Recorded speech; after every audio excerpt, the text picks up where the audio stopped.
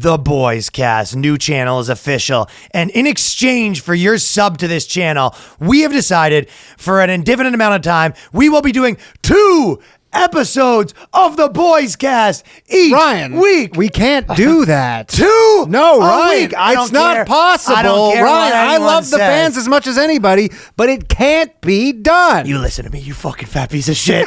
This is happening. It can't be. All that we need them to do. Look, I'll take it upstairs and see Listen, if they give us the If they approval. don't subscribe, obviously, if we don't get subscribers on the BOYSCAST channel, it's going to be hard for us to do this. But in addition to that subscribing and the secret powers that it will give us, yes, we will be too. So we have all the people coming in addition to what we normally do. That's all we're asking is hit the subscribe button. And that's it. I was going to say more things, but there is no more things. The bell. Yes. Hit the bell. Hit the bell. Hit the fucking bell. It's right there. We're at 40,000 right now. Let's keep this rising. And people have asked for it. And we officially have a new intro song by our boy, Rucka Ali. Run it! BOYSCAST, the boys, the fellas, the lads, the bros, the dudes, the homies, the mates, the blokes, the boys. Cast is the show. The dogs, the bunts, the bruvs, amigos. We had nothing playing on our end. Yeah, I know. The boys, amigos, the fellas, called the acting, dogs. Right? Yes, we didn't have it playing on our end. But acting. So, yes, Rucka Ali is the man, makes the funniest videos and has been for years.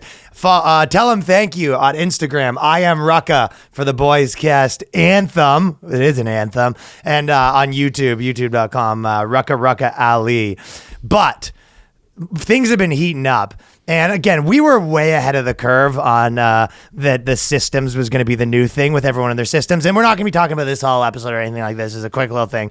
But we've seen people, they had 10, personalities. Yeah. Some of the people even had 15 personalities. What they haven't seen is the future of personalities weighing in at 300 personalities on TikTok. Coming for you, Lamses.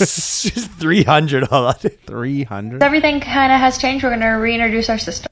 Hello, we are the Angel System. The body is 18 and we have over 300 members. We have overall 20 active members that are active on a daily 280 basis. on the bench. Our hosts are Mateo, Splits, and Bear. What's up, Mateo? Our main What's up, Bear? caretaker is also Bear. Our main protector is Arrow. Our main little is also named Puppy. We've been diagnosed as of December 22nd of 2020. We are a polyfragment system. That also means that we have a lot of... They're a polyfragment system. 300. How many personalities do you have, you stupid friggin'... I just got the one bad one. Yeah, that sounds very right-wing of you. Do you think she can... do you think she can name them all 300? Because that's actually impressive. It is sort of impressive. Yeah, that's like saying all the states backwards or something. You'd be like, so what are they? And she could just do them and then be like, and then 10 minutes later you go, can you do them again? And she does them again. You go, that's... Well, 280 are on the bench. And some of them are probably on the bench because they just forgot the name. You know what I mean? Like she doesn't want to have this awkward conversation of asking for the name. So they're just sitting on the bench. Relegated. There's probably so many of her personalities that, they just, it's like, it's Bill. And he's just sort of being like, yeah, maybe it's time for my turn. And she's like, there's Puppy up to his old tricks. He's like, yes. Puppy. She's like, yes. It is me, Puppy, but it's actually Bill. Can they have their own personalities? Is there one of them goes, oh, 300. Cute. I have 400. I have 400, yeah. And then she's like the steward of, a million. She's an ecosystem of people. Yeah. in every person. All of them it's basically like the 7 dwarves, like one's grumpy, one's sleepy, because they all just have one thing. Anytime she has a slight mood change, she's like, oh, I'm mildly hungry. That's classic Bill. It's like, oh, I'm actually really hungry. Puppy's fucking likes to eat. So I think when Puppy gets in the mix, that's when you know it's time for go. She's like she has one thing that likes watching cop shows. She has one personality that doesn't. You think she has one that likes watching? It's all of her moods. Every mood's a different personality. Every single thing. Sleepy and dopey. But it was definitely Monica, Lisa, Stacy. Lou Bega. Mm-hmm. There was Sort of a bad week for the boys. So moment in silence. Pour one out for the boys. Yeah, Let me pour a little water in my scrote tears mug. Pour a little water in your scrote tears mug. Because honestly, you might actually need it because you're going to need the hydration after you jizz your pants. Okay. Because Lena Dunham poses poolside in a bikini. Just stunning. Yeah. Just I will say, stunning. actually, no comments on that. Moving on. I looked on the photos and I did feel stunned.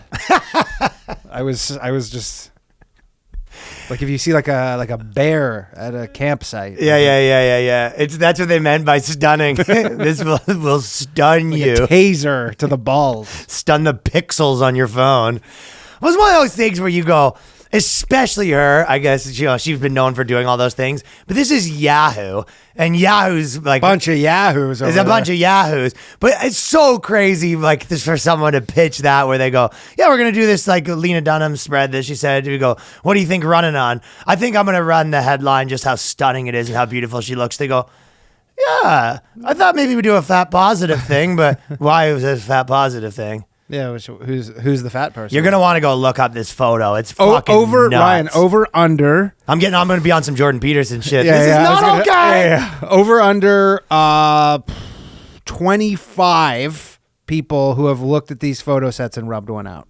Yeah. Were people happy in the comments? I know you're a comment guy. I haven't looked at the comments. I'm just wondering. So people who follow her, over under 25 people who saw these photos and go, I can't imagine anyone's rubbing that out. I want out to that. yeah, because I was trying to figure the number here. No one's rubbing zero. that one You out think it's today. just zero? Zero people. This photo has 116,000. You likes. sort of make an okay question. Yeah, 5 maybe. She's dating like a rock star Taking guy the too. The under, guy yeah. from Fun, man.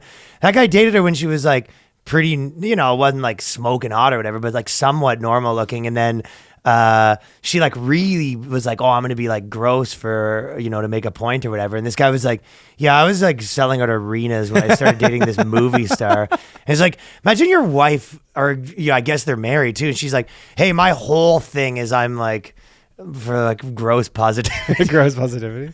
Anyways, well, you think that's bad. It doesn't get much worse than that. You think that's what I'm you're still thinking. stunned You're from still looking at the stunned. photos again. Well, there's been some bad things because basically there's this topless protester, pro-choice Sounds pretty protester. awesome. This is a bad thing. She crashed a WNBA game at the Barclays What? Center, right? Yeah, well, there's good news and bad news, Danny. The good news is topless protester. The first set of bad news is that she wrecked one of our precious WNBA games. The second set of bad news, not very hot. No. Also, you think if you're trying to get your message out, You'd want a hottie, like, right? no, don't go to a WNBA game. Well, Like, in her- you could literally reach more people at any subway station, Right. Or in Subway sandwich. or a Subway sandwich location in Well, New York you know City. she spends time there. Yeah, they've been spending time there. Know what the problem is? She, in her mind, she's probably like, we need the, what do people care the most about? Yeah, basketball. No, she's like, obviously WNBA. Yeah, because in her mind, they're so in their bullshit That's that what they're I probably mean. sitting around and be like, how many people you think watch WNBA A billion? every night? You go, well, I don't know. Yeah, a couple 100 million for the Super Bowl, so probably half of that, I guess, for a regular season WNBA 80% game. of that. Then they show up to the Barclays. They go, man, these COVID rules are strict, huh? So Lena Dunham's out there, putting it out there. This girl goes out there, puts the titties out, but she's not hot. And then Well, there's 4 of them. what? There was 4 of them. Yeah. One of them was, the funny One of thing them is was all the okay. guys there who are just like, instantly they're just rating them. They go, Of course. Yeah. All the guys at the WNBA game. And then the climate change activist ties herself to the French Open. Pretty hot. Yeah. Pretty mint. And then on top of no that, drugs. no jugs out. Ladies, get the puppies out for the protest. You know what I Yeah. mean? Meet us in the middle. We'll hear you out if you have the puppies Look, out. we'll stop wrecking the climate. You bring out the puppies. I think that's like at least very fair. Where you're gonna go? So you're at the activist headquarters, and you're like, let's send the 4s out, puppies out, and let's send the 8s out, cover them up. Yeah. Seems a little counterintuitive to us. One of them was a looker of the 4. And you want to know the worst part? I was running 2 days ago, and there's like hot chick lying down on the soccer field, right? And she didn't have a shirt on or anything, right? Nice. Yeah, that's what I thought. And then I got closer, and it was a dude. Nice. So I fucking, dude, I got whatchamacallit. It was a trap. I got trapped. Like, was it a trans woman? I was like, I felt like, like Ace Ventura, where he had, crying in the shower. yeah, I was like doing this with my mouth, washing up my eyes for looking at, because I looked at her back and I was like, nice. Yeah. And then he sort of looks up and it's a beard and I go, like Home Alone. I go, no. Ryan's like, you do not tell anybody about this. He goes, tell anything about He goes, what? yo, are you Ryan Long? Do not tell anything What? about this. No. Tell anything about what? That I was gawking at you. I didn't gawk at shit. I was looking at your pecs because I'm fucking, Yeah, I had to wash out my eyes. I think I'm gay now. Yeah, well, I mean, I thought you were before. We got Ari Shaffir coming in the studio. Then, on the topic of boobs. Okay. So, mamamia.com. Mamma mia. That's what I say when I see a nice rack. I go, Mamma mia. Mamma mia is what we say when we see a nice rack in synchronicity. We see one, two, three. Mamma mia. You That's gotta do what- the hand, right? That's what me and Danny say when I say nice rack. So we did a good dive on that because that lady from last week was so great. Yeah. And then we found a really good article, and it was so this woman, she goes, more of a curse than a blessing. I'm sick of having to cover my big boobs to be taken seriously, right? So she's really mad that she's got a set of puppies, right? Yeah. And the funny Real part drugs. is the photo on the article. The guns are completely right out. I know. We're basically lingerie. Well, I guess they're like, well, how are people supposed to know that you got the puppies? Yeah. She's like, well, I want to cover them up. You're like, it'll get us more clicks if you. We got it. Yeah. So you're right. What you just said is kind of the gist of the whole article, where it's very like, oh, I always got to cover up my puppies because I have to use my puppies to get something. And it's like, even in the article, she's using your puppies to get clicks. Yeah. They go, yeah, we're not doing this article unless we. So Mamma Mia, you think there's some chauvinists working at Mamma Mia? Yeah. His article turned into a sort of a clickbait thing, but he really likes when the puppies are out. My whole life, I've been undermined by my cleavage. Yes, I see having big boobs in my experience of more of a curse than a blessing. The only time that it's Wait, this is the same girl. yeah, that's the whole thing. Oh, I didn't realize No. that we were talking about the same chick from last yeah, week. we went through all of her articles. So now she's on the puppies. Yeah. Now she goes, I want to be paying for fucking. Yo, my sorry, I boyfriend." should have been more clear on that. Oh, I didn't realize No. it's the same girl. So I got Tony did. He went through every one of her articles. yeah. Okay. So this is the girl that basically Gotcha. to recap on what she's been up to. Damn, you know what? With those She jugs, was she giving her- should be charging. She was giving She her. should be charging She that was giving her boyfriend invoices. She quit her job and then she started giving her boyfriend invoices. Then she goes, "Why cheating's great." Then she goes, "Why getting a divorce was great." Yeah, and then she goes, "Why I have a restraining restraining order from my new guy from getting all the invoices." Yeah. That was what she's been up to. And now she's saying that like the puppies are causing her problems. She's prolific though. She's In prolific. terms of writing, When you have big puppies that are so big that it's like bad for your back and stuff, completely fair gripe, Yeah. right? But her thing is kind of that she liked having big puppies, but now she's in the corporate world. She thinks, oh, it's not fair that I can't show up in a sports bra. you know what's because so mine are gonna funny be is liking the she's like puppies. she's back in the corporate world. I guess she's back in the corporate world. She's like, yeah, The you know what? invoice game didn't work out. That business of charging my boyfriend money to be my boyfriend wasn't too lucrative. So now I'm back in the corporate world and I got more grievances. Yeah, because she had a lot of grievances before. Lots of grievances. Well, her new grievance, is that in the corporate world, the puppies are causing her problems. But maybe that's how she got the job, is because of the puppies. Don't tell her that. Yeah. Well, Yeah, what, you think we hired you What for if your she- skills? do you think one of her next articles is going to be, I got a restraining order against my puppies? Yeah. He goes, I'm filing a sexual harassment suit against my boss. No, against her puppies. Oh, against the puppies? Maybe. She wants her puppies off. She goes, you need the puppies to stay within 500 meters of her because they're calling her problem. This reminds me of remember the Chappelle Show sketch it was like It's a Wonderful Life, where the girl wishes she didn't have the big boobs at all. And then they just get disappear. No, and then they go through like the scenario, the alternate reality, And her life's everybody so just much treats her worse. like shit. Yeah. And she goes, it's less about feeling sexy and more about trying to find a shirt that buttons up and wishing men would stop leering at me. Yeah, and then you she didn't use that shirt for the fucking photo. did not. Well, that's what she couldn't By find. the way, she couldn't find I one. didn't. When I said this, I didn't realize. Oh yeah, they made her. And you go, no, she picked that photo. Obviously. Yeah, I thought there was like, I didn't realize she was writing this. Yeah, so it's not so bad. She's like, oh, weird. This is like the best article I've ever written. Yeah, exactly. Weird right. how that works. So she's saying that she's having trouble, finding a shirt that covers up the puppies, and that's why the puppies had to be out in the photo, right? And she says, see, that's the thing about big boobs. It's constantly up to me to police my own body. So she has to be, wee, puppy police. The juggernauts, I think they call those police force. That's pretty good. The instead of 5-0, it's the 0-0, and that's 2 puppies is what that is. It's double. It's double pops. For some reason, people do not like to comment on other people's physical attributes, and I've experienced the whole gamut of commentary. From matching with men on dating apps, the first thing they said is, I love your big boobs. Well, that sounds like an Indian man. Please open. But to be fair, or to not be fair, I guess, but it's like, I can't imagine that there's that many guys that their first opening line on Tinder is nice tits. Yeah, those are guys who are like on there to be trolls. Yeah. Or they're guys who are like, I've been rejected so much, I'm just gonna. Or you set your radius to Bangladesh, right? Yeah. Please open. Nice boobs. Yeah, I like your big bobs is what they said, not boobs. She misspelled that. To feeling men stare at my chest when they're meant to be listening at what I'm saying.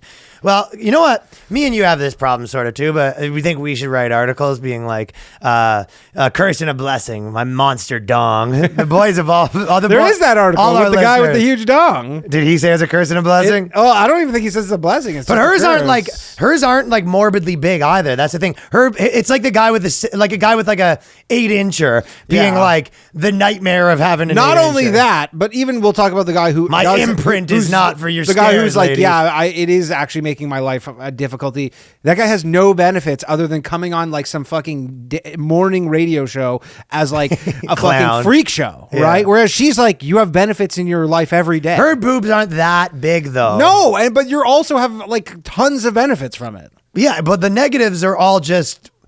I hate that I get benefits. It's literally like, why are you treating me differently? You go, okay. Well, she has to police her own body because she's saying that she has to cover up and wear like a shawl over top, or else the guys are going to be ogle. Yeah. For some reason, they like to comment. I've always been hyper aware of my chest. I grew up with my mother constantly telling me to cover the boobs up. She'd instruct me to throw on a bra from my early teen years when any male came into the house, even if it was a relative. So she's liked to have the puppies out. Yeah, let them breathe. She liked having the puppies breathe, and she was having them, flopping around sort of thing when the relatives are coming over, and she's like, listen, like you're basically naked in front of your grandpa. The things are coming out if you don't mind. So mom was telling her to dress more modestly. Meanwhile, I wanted to embrace the crop top braless trend that my less busty friends are wearing a uniform. So she's kind of saying like she doesn't have the benefit of having like a flat chest that if you wear a shirt, like no one can really see anything. Yeah, and I mean, I'm sure every flat-chested women are like, this is the best. I know. Is there anything better than not having breasts? I feel like alive. I feel like that's not having breasts for girls is probably something that like bothers them a lot when you're in like high school when everyone's getting boobs. But I feel like there's plenty of like smoke shows that don't have they're like now. I feel like that. Even I bet you there's like models that are like, the biggest 10 out of 10 model that doesn't have boobs that was like high school was tough. Yeah. You know what I mean? Yeah. I mean, puppies were a huge commodity in high school. I mean, I think of so many girls now that I'm like, that girl's like a 5, but she was pretty high status because she had some gazoombas early on. You know what I mean? Yeah. Those are the rules. But I mean, yeah, I don't know. Well, a lot of those girls now have like a big everything else as well. Yeah. And back pain. Yeah. So she's saying that I've realized that no matter how much I fight against it, I must accept a certain extent that some people will always sexualize me or judge me based on my boobs.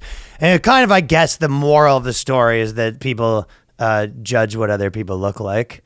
Yes. So, yeah, but you're right. You think that just applies only to women? Well, but the girls are the only ones that they don't understand, like a lot of times the positives and negatives thing. It's like the 10 out of 10 girl being like, how could I be like, it's actually hot. Remember we read that one article? Yeah, it's like, it's actually hard to be hot. Yeah. You don't know what it's like to be hot when I come in my like lace bar. And she was not hot. The best part was you do not know what it's like to be a supermodel. And you're like, whoa.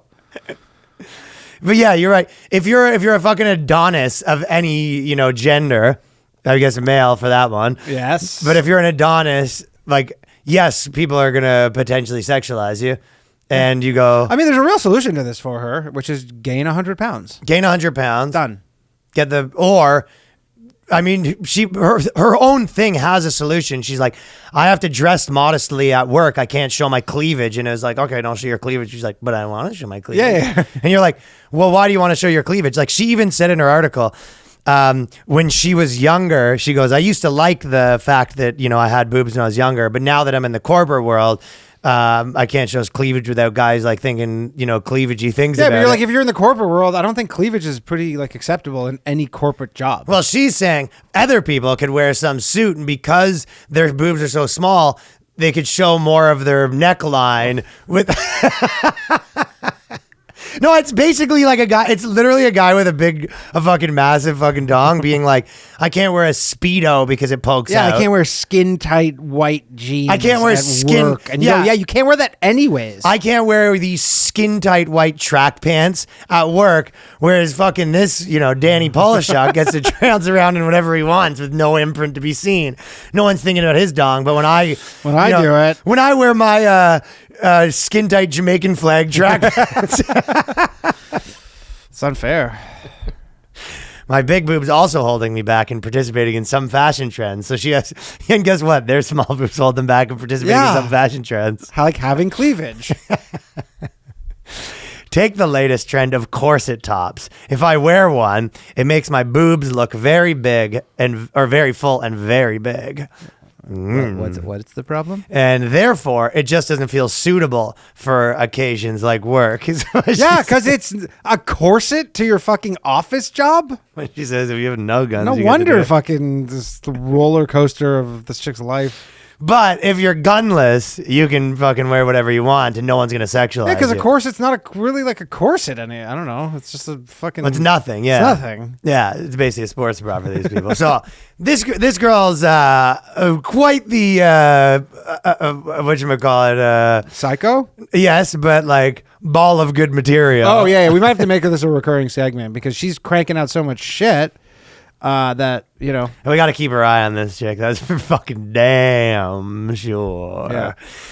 Danny was sort of hyped up about what's going on at the Washington Post. Yeah, WAPO. Yeah, you've been really fired. I've been loving it. Well, it's just hilarious because of all the other nonsense. But yeah, Dave Weigel. Dave Weigel. You know what else? At CNN, apparently, the guy that's taking over, he's like, we're going to try to fire partisan people and go back to be like a They got rid of news. They got rid of the breaking news. They're trying to be a real news network again. What do you think? Is that going to stick with them? No, because the people who like them tough. don't want to hear bipartisan shit. They're like, we want to hear about January 6th. You're right. 40 times a day. Yeah, I do really think that anyone from like Upper West Side ladies kind of deal wants to hear, the other side of January 6th. Yeah, exactly. You go, maybe here's what the people who did January 6th got right. Next up on Don Lemon. I'm good. But maybe you're wrong, and maybe there is a bunch of people that'll be like, yeah, I'll watch CNN again if it starts showing me the news. Maybe. A lot of people will just maybe there is. There is probably a demand for some sort of centrist.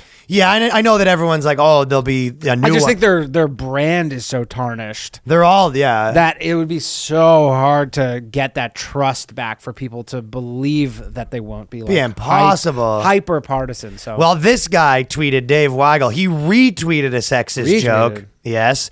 And that sexist joke was, every girl is bi. You just got to figure out whether it's sexual or polar. And I've heard someone say that joke before. Yeah. That person who said it, that's like a street joke kind of thing. But which one do you think this girl is? Weigel liked it, though. That means Weigel must have been fucking hating this shit up for a long time, right? But he's not. He's like a total bitch with all this stuff. He's super fucking... I don't know Dave Weigel I know him a bit, and I looked into his stuff, and, they had... You're saying he's a pussy? Totally. So this was out of character for him. It was honestly, I don't know what he was thinking. And you said he got more of a suspension than Jeffrey Toobin or the same. He got a month of unpaid suspension. This is like as bad as it gets, but you're right. And he straight up, like, one of his colleagues went on Twitter for retweeting a mild joke. Yeah, went on, and she goes, "Oh, it's so great having to like work with misogynists. Isn't this like great? Like something to that effect." And then I guess Every one of those girls would tweet like men should die. Yeah, exactly.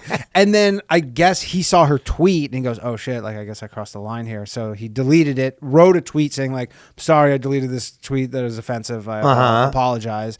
And then they just wouldn't like take that as his apology. They're like, no, more needs to be done. And then there was like kind of like a mutiny in like the newsroom, and they were all everyone was like beefing on Twitter and the chick, and there was like another every guy. There's probably so many guys at CNN that just like are towing the line, but like all like in all their group chats, like this is some fucking horse shit. Sure.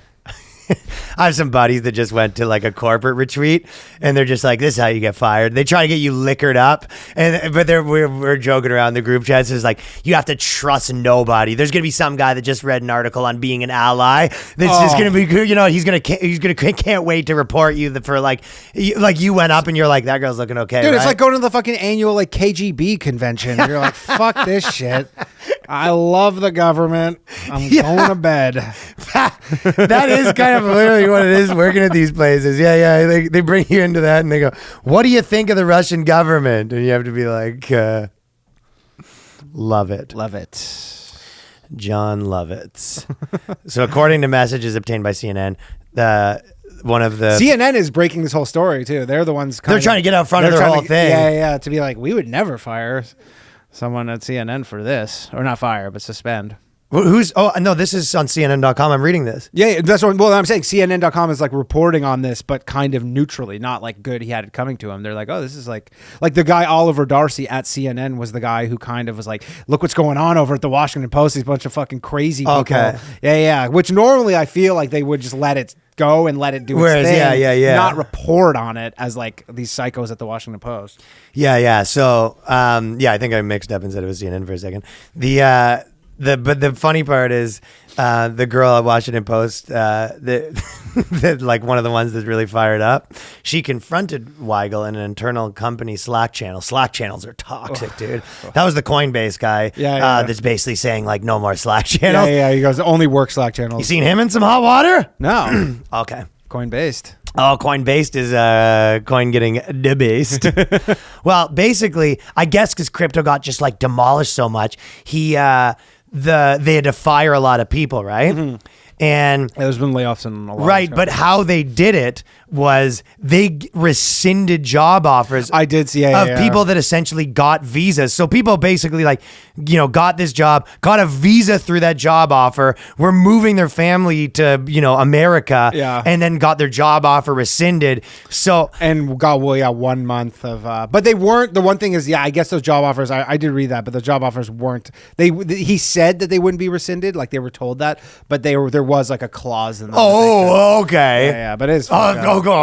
Yeah, I mean it's fucked up. So then he goes, here's 1 month salary. I mean, if you're like moving your family and all that stuff, but I think I think it was like a week later though. Some of them are losing their. It wasn't like it wasn't like but it wasn't like 6 months later. Well, they knew they were going to get you're going to get a bad press, junket for doing all that stuff. But I guess that sort of shows you how dire some of those places are, where they're like, obviously they're like, hey, this is going to be bad press right now to revoke all these things, and but we have no choice.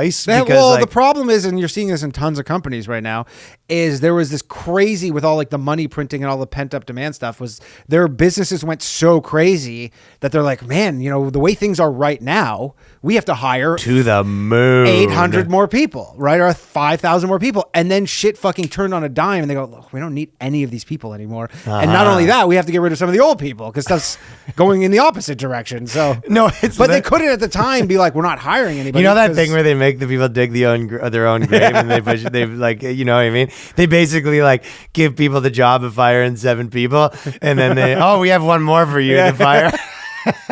Show them a mirror. Yeah. Seems like that's what's happening at some of these places. Yeah, I mean, a lot of places are. Yeah. So the girl that works at Washington Post, that it was in the Slack channel, she goes, this is what she said to him, and she tagged him, and she goes, I'm sorry, what is this?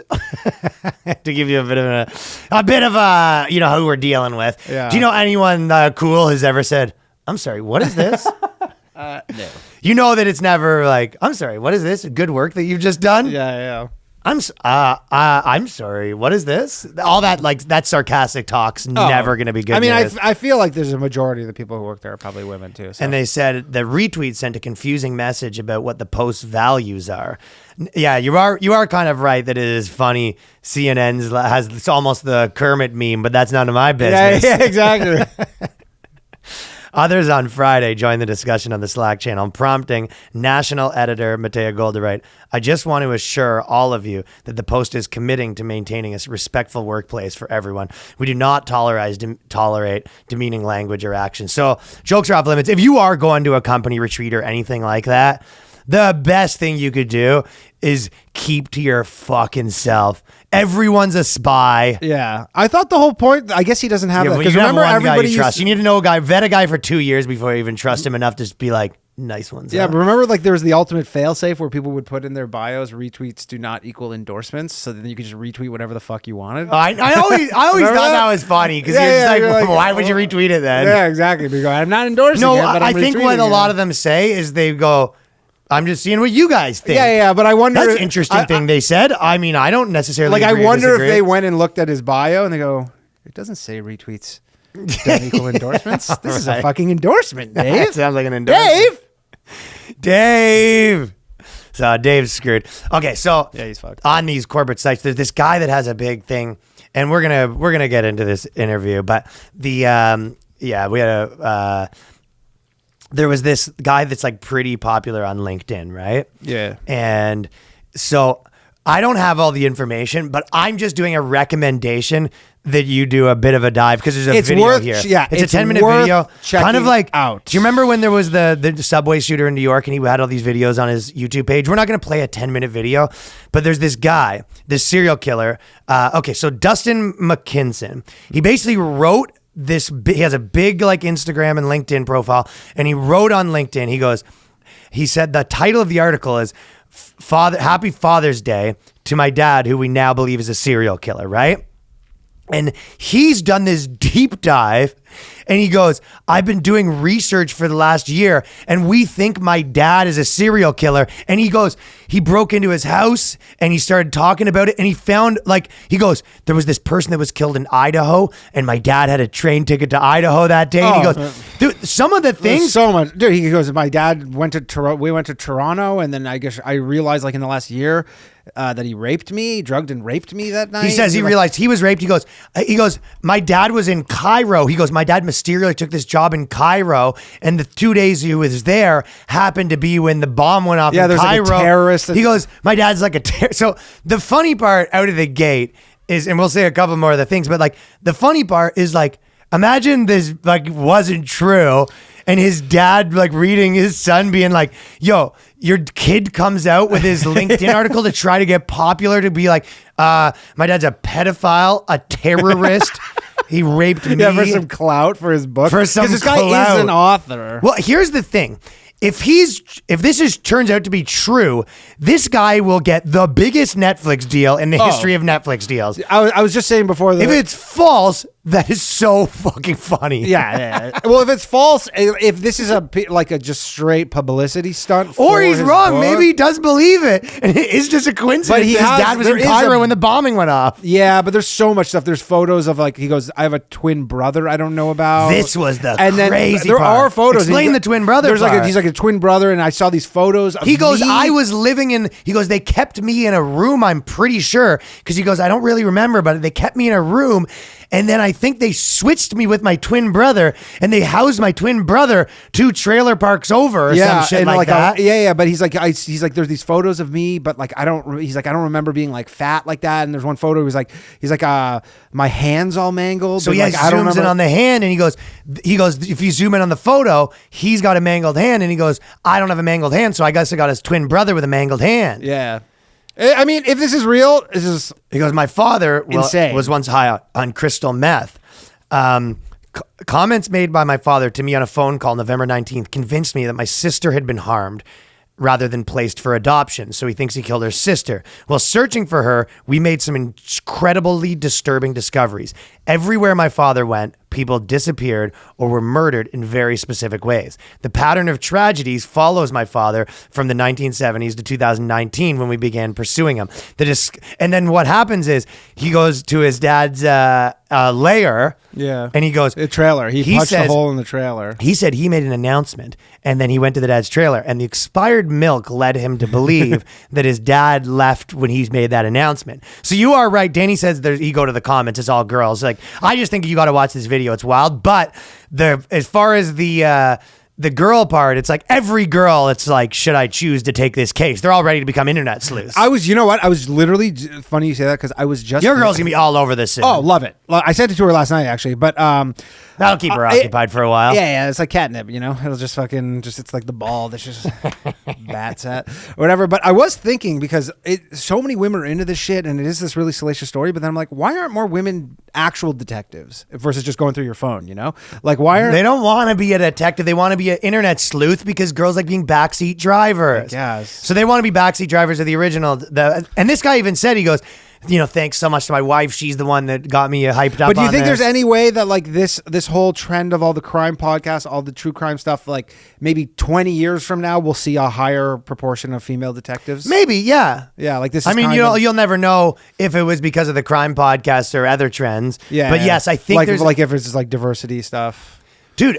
I guess if there's less crime solved, then it'll have been diverse. I know like 3 girls that get so deep into this stuff, they think that they solved it. Dude, the comments are 99% women. I know. I'm not about to solve it. And I didn't even tell you this because he says go to my Facebook, because on LinkedIn he goes go to my Facebook, and then most of the comments from the guys are your wife's hot. Yo, you got a fucking hot wife. Yeah, nice, dude. Literally. I'd be fucking doing all this shit too if it were her. He said he found a set of teeth in his dad's trailer, athletic protective cup, which I don't even know why you would need to include that. 8 cell phones, so his dad's got all burners. Burner City, and then maps of all the different places where the murders were done, but which none of his discoveries, because he dropped this in the video, like I found this, but none of it. You're like, okay, but you already know he was there, so who cares if he had a map? Like you already know for a fact he was there. Like, yeah, and he was trying to get around when he was there. I guess at the end of the day, he says he's working with some detective somewhere, but like, why isn't this like? If you're saying did a terrorism in Egypt, you're like, why is this fucking FBI being notified? He said they're both. Well, I think that some of these cases, from me watching Blue Bloods, a lot of times, can't trust the cops. What has to happen is it needs to get publicity. Like, remember Gabby Petito, they probably had the entire force on there, right? Right. So something like this guy going viral like this and it becoming a big thing on the internet forces police to pay attention to it. Whereas this guy's been running into the police station being like, I'm telling you, and they're like, oh, get the hell out of here, Mike, or whatever his name is. Yeah. You know what I mean? Regardless of if this is real or fake, I guess if it's fake, it's fucked up with the dad part, but it is a very well concocted story if it's fake. Like, honestly, there's so many, like... It's good either way. Yeah, it's good either way. Yeah. If this was all made up, it's going to be one of the biggest scandals in history because it's very viral. And if it's true, this will be one of the best miniseries ever created. Oh, it'll be fucking... This could be a movie, easy. We just saw a pretty funny article. Fortune.com had the audacity to say, what causes a recession? Maybe it's you and how grumpy you are about the economy. Yeah. And they have like somewhat of a point where they're like, they're self-fulfilling prophecies, where one of the reasons why the stock market wasn't crashing forever is because so many people had such high expectations. Everyone was saying, no, we're good, which, but... and also it was just the stock market kept going up every day. So you're like, why would I sell? Yeah. It just goes up. Yeah, but like they're saying it's because everyone's grumpy. I mean, they are grumpy now. People are sure. I mean, the one thing, but they're saying if you weren't so grumpy, if you weren't such a Scrooge about the fact that people lost 50% of their wealth, then people will be a little happier. Actually, I'm going to give you a quick Canadian thing, but I don't know if you saw this. So Jagmeet Singh is like the Bernie Sanders of Canada, and he was he did this thing where like kind of, you remember when Bernie Sanders basically endorsed Hillary Clinton or whatever, and everyone was kind of like a sellout move.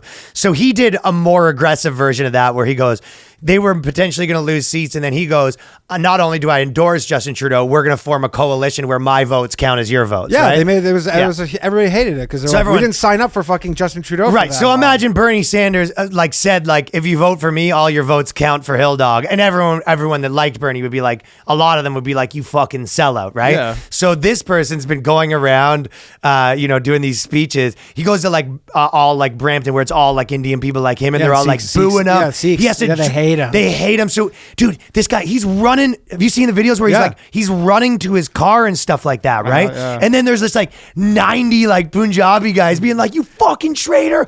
Fuck you, Jagmeet Singh, you piece of shit. And he gets in his car and then makes a TikTok video the friggin' corporations need to pay more or whatever, right? No, he's the white supremacy in Canada is such a problem. It's all Punjabi guys. Yeah, it's all Sikhs and Punjabi, right? And then so recently, on top of that, he did a speech in Canada Parliament or whatever, where this guy goes up and he goes, everyone's, saying their gripes or whatever. Everyone gets their 5 minutes to chat, address the class, do their show and tell, right?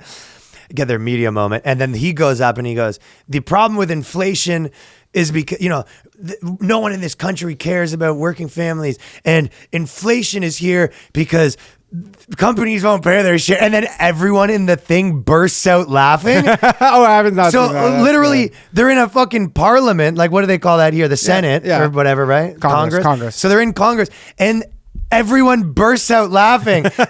He goes, what do you have to say about inflation? He goes, inflation is because companies aren't paying, and everyone just goes, oh my, shut that. Everyone, and then he's like, let me finish, and it was just everyone just shut the hell up. It's yes, you formed a coalition and spent the most money in the history of the world, but it's wild how it's shaken down over there, right? Yeah. Okay, one more thing is that, so Canada's fucking up. I don't think I sent you this, but I just wanted to hear what you think. So there was this article, and it's stuff.co, and it kind of went, it was going around, kind of did a lot of numbers. But there's two parts to it. One is it said, it was, how those articles will be the economy is going very bad. Here's how you can tighten up your bootstraps. You know what I mean? Yeah. Or they'll have those people, it's here's how I budget my money. And it'll be a guy that I live in a high-rise apartment for only $400 a month. They have all these things or whatever, right? And everyone's it's always everyone kind of says not poor taste as much as they were read the room sort of thing. Yeah. Well, this one did a whole thing being here's how to save money by eating, right? And the things they go, what you should do is have frozen rice with vegetables. And they had sort of things like this. But the meals were actually fantastic. So everyone was dunking on this article being really? You're telling poor families that they should just have rice with Was this the lentils one? I think so, yeah. I remember this one. Yeah. Yeah, and then I read the things, and I was kind of I thought it was going to be telling poor families. Yeah, instead of steak, just eat lentils. And people were like, what? Instead of having a steak, eat a handful of dirt. I thought it was going to be that sort of shit, right? Soup, just pour a little, water down your milk, shit right? But they go, some of the things were delicacies. I was everyone's dunking on it, and I go, this is actually really good. They go, if we used to have poverty mindset when we go shopping of things we can't afford, but now they've come up with a lot of these good dishes.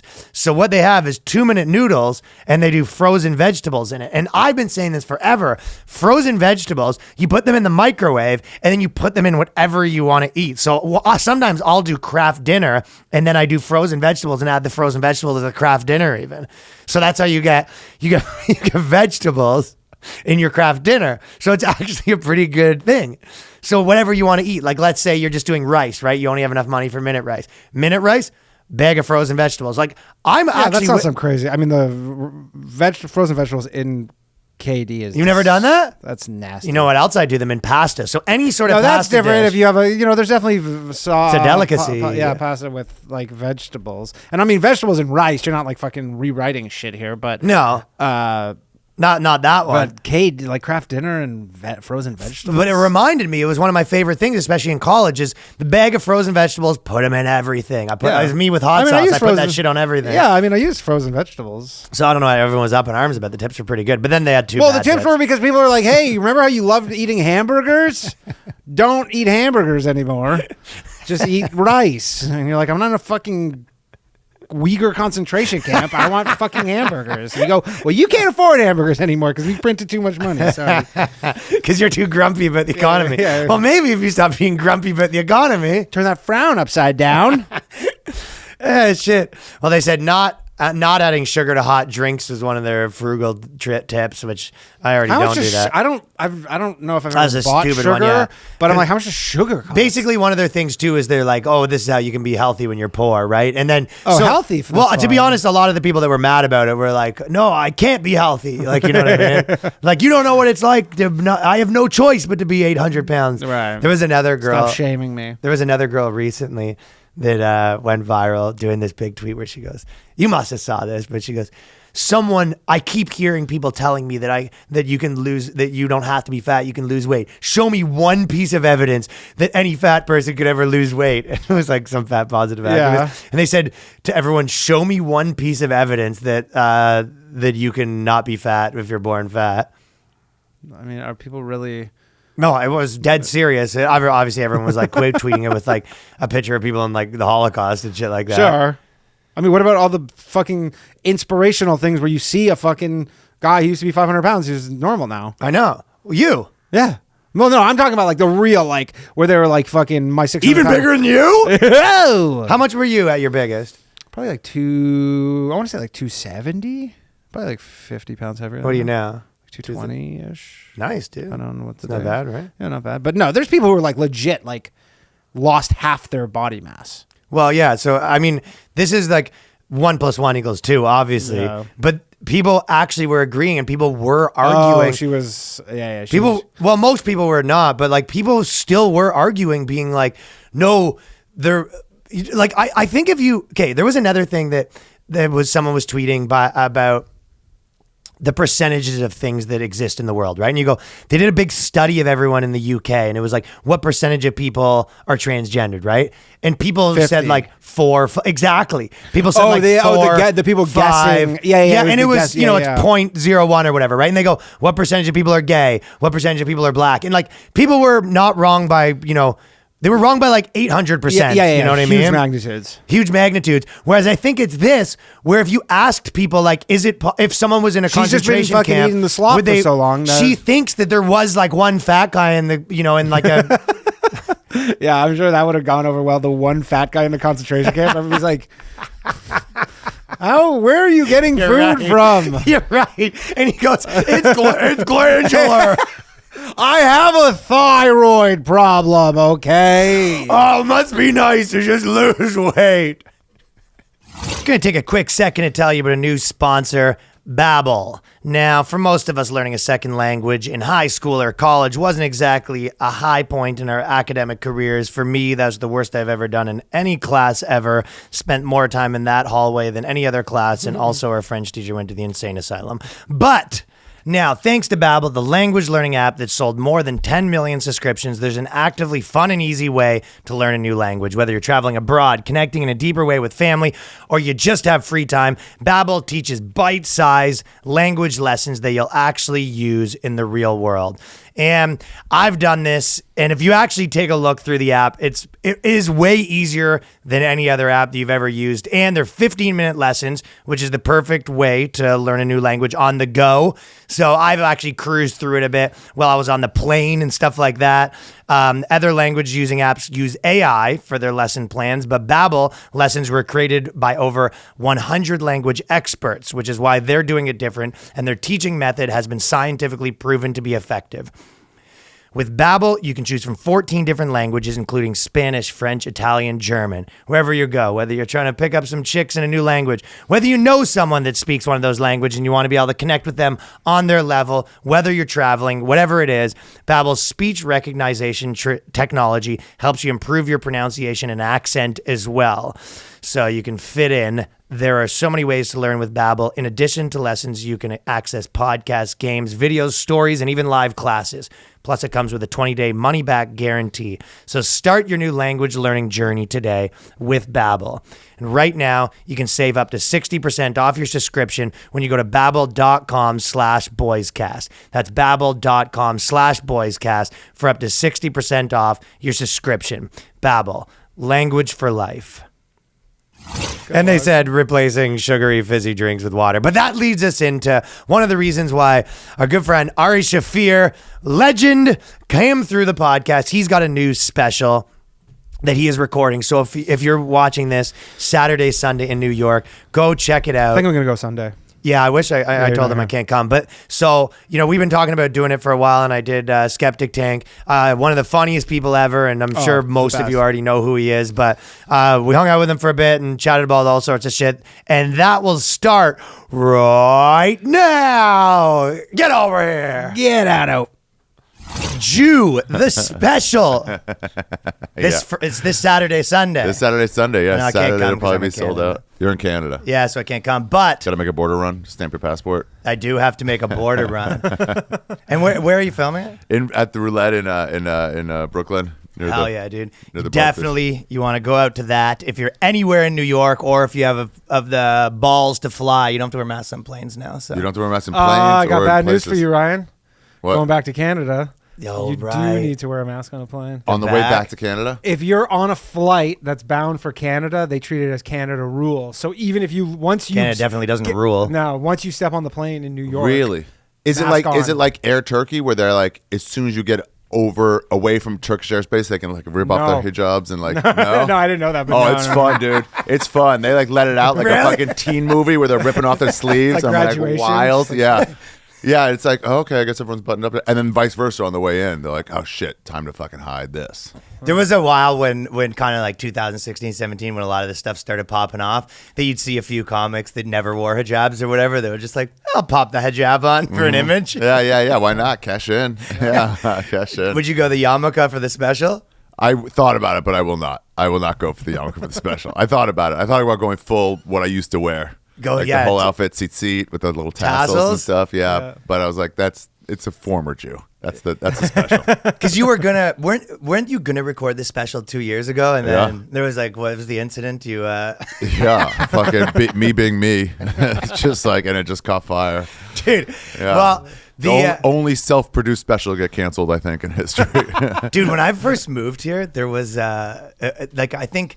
It might have been, I don't know if you had been here yet or you just coming, but it's like, basically, I think it was Shane's thing happened and then your thing happened. It was like... Shane's thing happened the week I moved here. Yeah, within like a few months of me moving here, it was all this stuff. And I was like, being a comic in New York's dangerous. Yeah, it's crazy. It was like, what? It's just shit we've just always been doing. Like, yeah, right. What is this?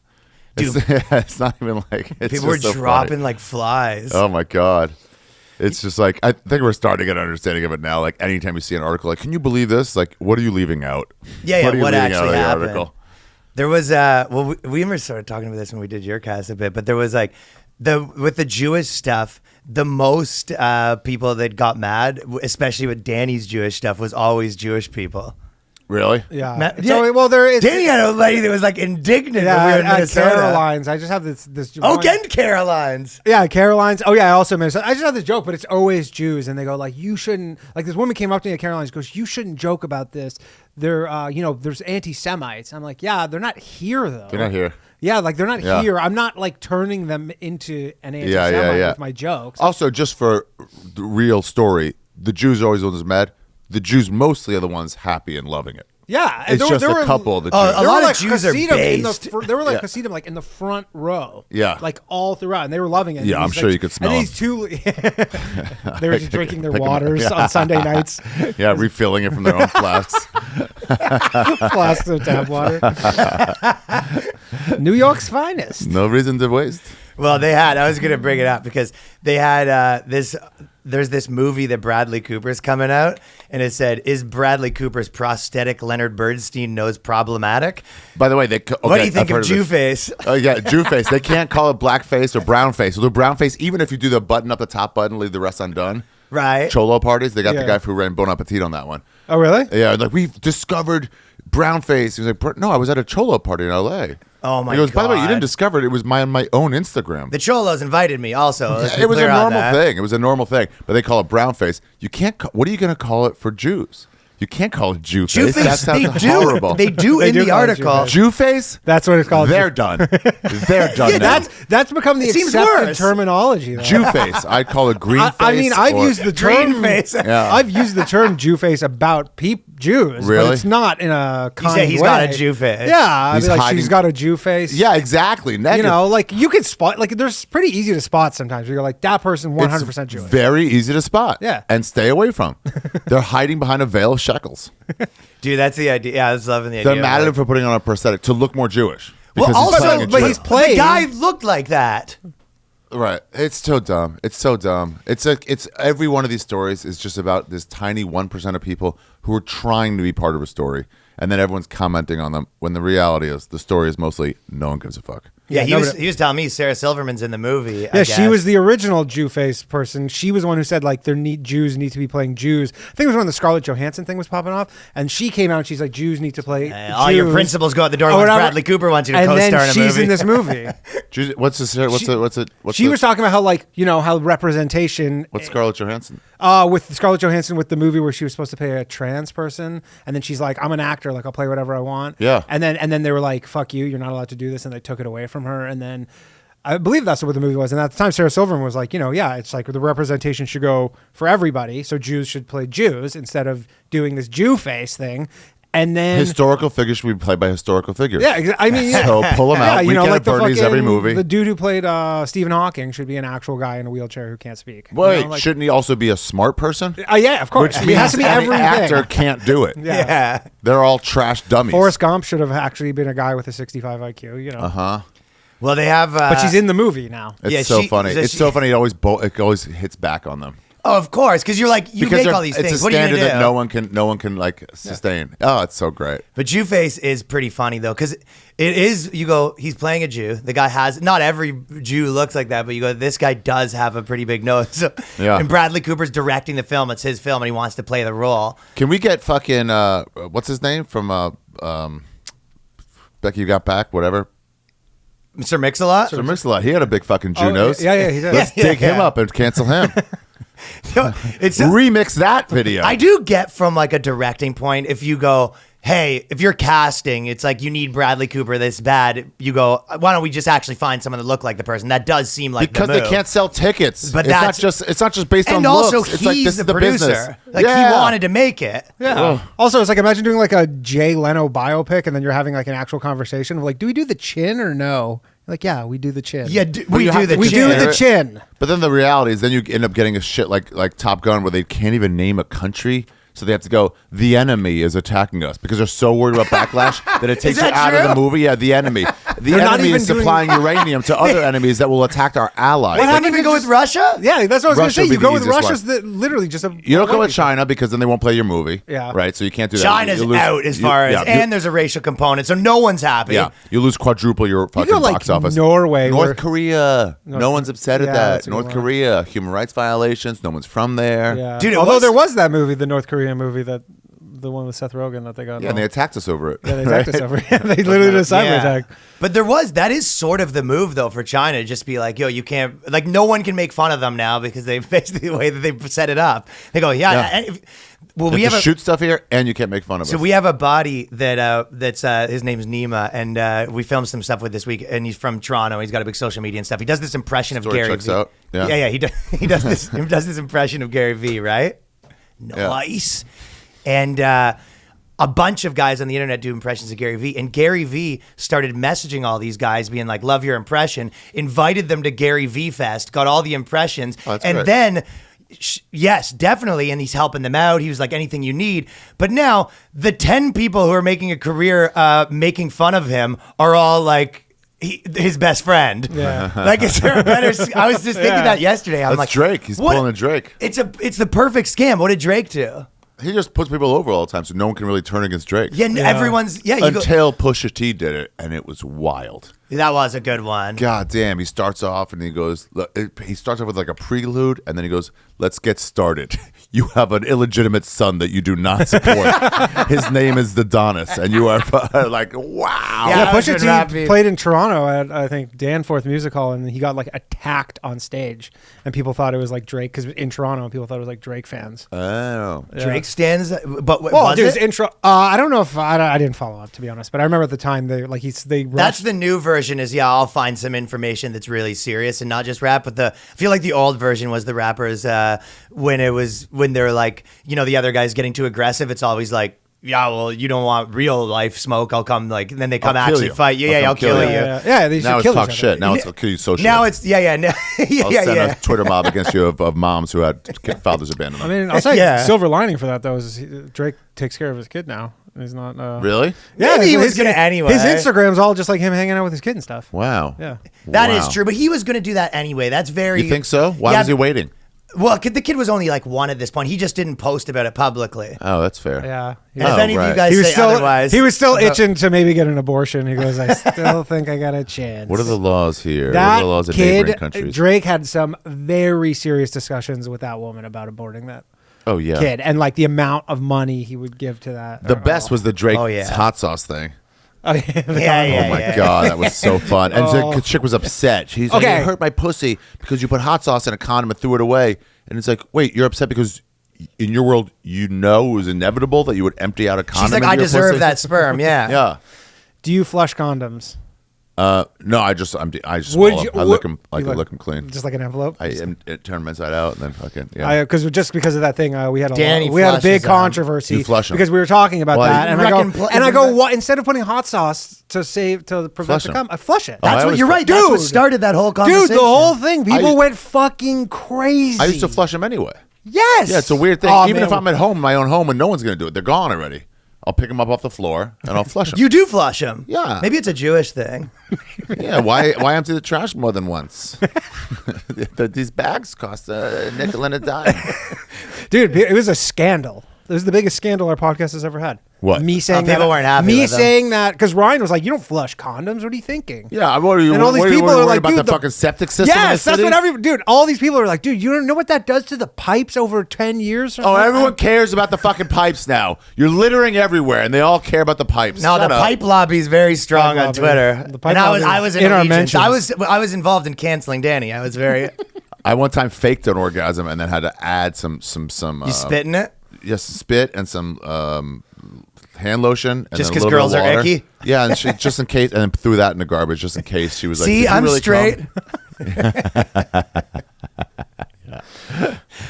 So speaking of plumbers, this is my other one. This is my other one on the same thing that was making me laugh. Because you know how the same thing we're talking about with Jewface, basically. So Google right now just lost a suit to pay like $800,000 to this guy Friendly Jordies. He's a YouTuber, and there was this Australian politician,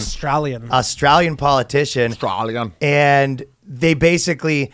So he lost the suit for doing racist and abusive videos about a politician that's Italian. By the way, amazing segue. Speaking of plumbers. Yeah, what? Wow. Mario Luigi. His name is Mario Luigi? No. It's just an Italian theme. He goes, speaking of plumbers. Wow. That was a Leno-esque segue. I did not see it. Oh, you guys didn't get it? I didn't get it at first, and then you go, okay. Oh, yeah. Mario and Luigi are plumbers. But there was, do you remember a while ago, Pete Holmes had a joke once where he was like. A long time ago? Yeah. He did it on late night, but I always just remembered that like he was like, his thing was when everyone started getting mad at everyone for everything, he was basically like, well, why are we allowed to make fun of this, but it's completely fine to make fun of Italians? Like we can go, oh, it's just me, Italian. Yeah, but I always made the point that was like, no one listens to that and says, you're right, we shouldn't make fun of the other stuff. People listen to that and you go, yeah, you're right, you can't say that either. Yeah, Italians too. Yeah, like, it's so funny. It only goes one way. I love when someone's disproven and they don't like go the way you're supposed to. That's what always happens. Yeah, you have comics do that. It's like, oh, I did this joke. I did it before this guy, so he definitely stole it. I'm first to it. And they're like, oh, actually, there's proof of him doing like 2 years earlier. And you go, all right, I guess he didn't steal it. You're like, no. Now you stole it. Go by your own logic. That's one huge thing about A, podcasts, and B, recording every set, that you do have proof now. Yeah. Like I have, there's some jokes that you probably like, I'm like, no, I did that 7 years ago and then I stopped doing it or something. But like I wouldn't be able to prove. But it only really matters at the same time if you're on the same kind of rung. Like if someone, like some open micer's like, excuse me, I wrote that joke. And they go, he goes, it's mine now, bitch. Yeah. He goes, I am issuing a cease and desist. Yeah. You get Mark Norman to stand on all fours behind him and then just push him. There's more where that came from. That's an underutilized move these days. It is. You really need a friend. Yeah. Brings people closer together in the bully. Does. Have you ever had one of those where someone, Carlos Mencia. What? I thought you meant a pushover. Have you ever had one of those? Where you stood behind someone and pushed them? High school. That was the Carlos Mencia. That was you, right? I was one of them. You're kind of one of those guys that, like when they go to do the photos back in history, you're always there. I'm like Dollhouse, yeah. I made a lot of stories. Yeah, because really, it's like all of the biggest things in comedy, like the Rogan era, the like Comedy Store stuff, like all these big controversies, you're kind of part of all of that. I am, around all of it. You're right. All the fun stuff, I've been a lot of them. But the Carlos Mencia stuff, you probably were talking about that before, like it became the big event. But so are so many people. Yeah, that guy went after people. That guy didn't just steal jokes. So like that'll be a good joke. That guy was like, "Oh, you're doing well, Ryan. I'm gonna grab one of his jokes. I don't know which one yet." And then I'm gonna do it in front of you on a big night. Because I'm sure that you probably wouldn't give a shit. But, I mean, the thing is about doing stand-up every night, when someone's like, okay, I saw that guy a year ago, he was something different, and now he sounds exactly like this guy. And some guys like, it's just so take obvious, off. Yeah, right? You're like, oh, that's your biggest influence now suddenly. But like sometimes also like, dude, I'm seeing you in the room laughing at that. And like, you can't just start doing it. Or it's like, like they steal your like topics where you're just like, those are this. A lot of people do that. Especially when it's weird. You're just like, dude, I watched what you used to do and I have this like 10-minute bit about doing an acid trip and now you have a joke about doing an acid trip. It's like, I'm not saying you stole, but it's like, we both know what's kind of going on here. Yeah, and they'll be like, well, the same sort of thing happened to me. I'm like, I know, but you didn't think of it. Yeah. It's like when they talk about like minimalist art where it's like it's a white painting. It's like Mark Rothko. People are like, I could do that. And you're like, yeah, but you didn't. You didn't. You didn't. Yeah. He did. You did not. Watching yours reminded me that I have one too. It's like, I don't know. That like, at the very least, don't do it with someone that you see all the time and know. Yeah. I don't know. A lot of guys do that. They're topic stealers, so it's like harder to fucking pin down. Topic stealers way harder to pin down. Yeah. Mencia the story was he used to like sit in the back of open mic at the Comedy Store with a notebook and just sit back there and you go and who did Mencia? Yeah, the idea was like these guys can't do these jokes right. I'm gonna free them from them. I'm gonna free them it's like from some Pol Pot shit. Yeah, he was crazy. He would find out if someone was doing well. He'd be like, "Danny, what time is that Danny guy on? 10:30. I'll be there 10:20. I want to bump him." It wasn't just I want to go on because I want to bump him. I've had people do that. It's pathological. Yeah, you know what? There is something to be said about like, and there are some people that are successful doing that stuff, but I've a lot of people that'll kind of.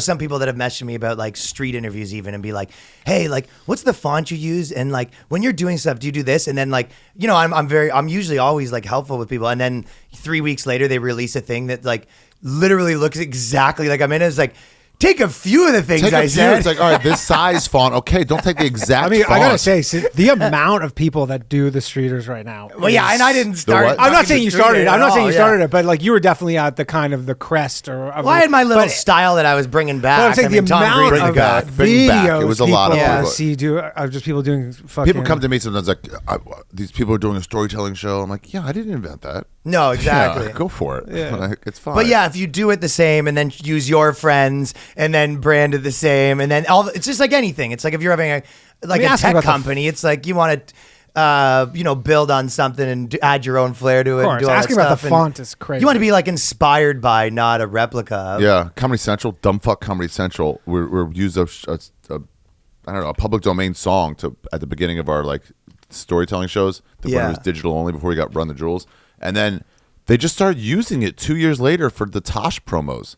And it was like, guys, I know, like, That's branded as our song. It was kind of our song. And it's our same company. What the fuck are you doing? And it's not a known song. What are you doing? Well, that's what kind of like the old Tom Green thing was they said about Jackass was that, He was taking that from Tom Green? Well, because, everyone took off to Tom Green a little bit and Bam Margera had his own little thing going on. But then when Tom Green's show stopped, Jackass started because Tom Green got cancer and he stopped doing the show. And then essentially they took his cast and crew.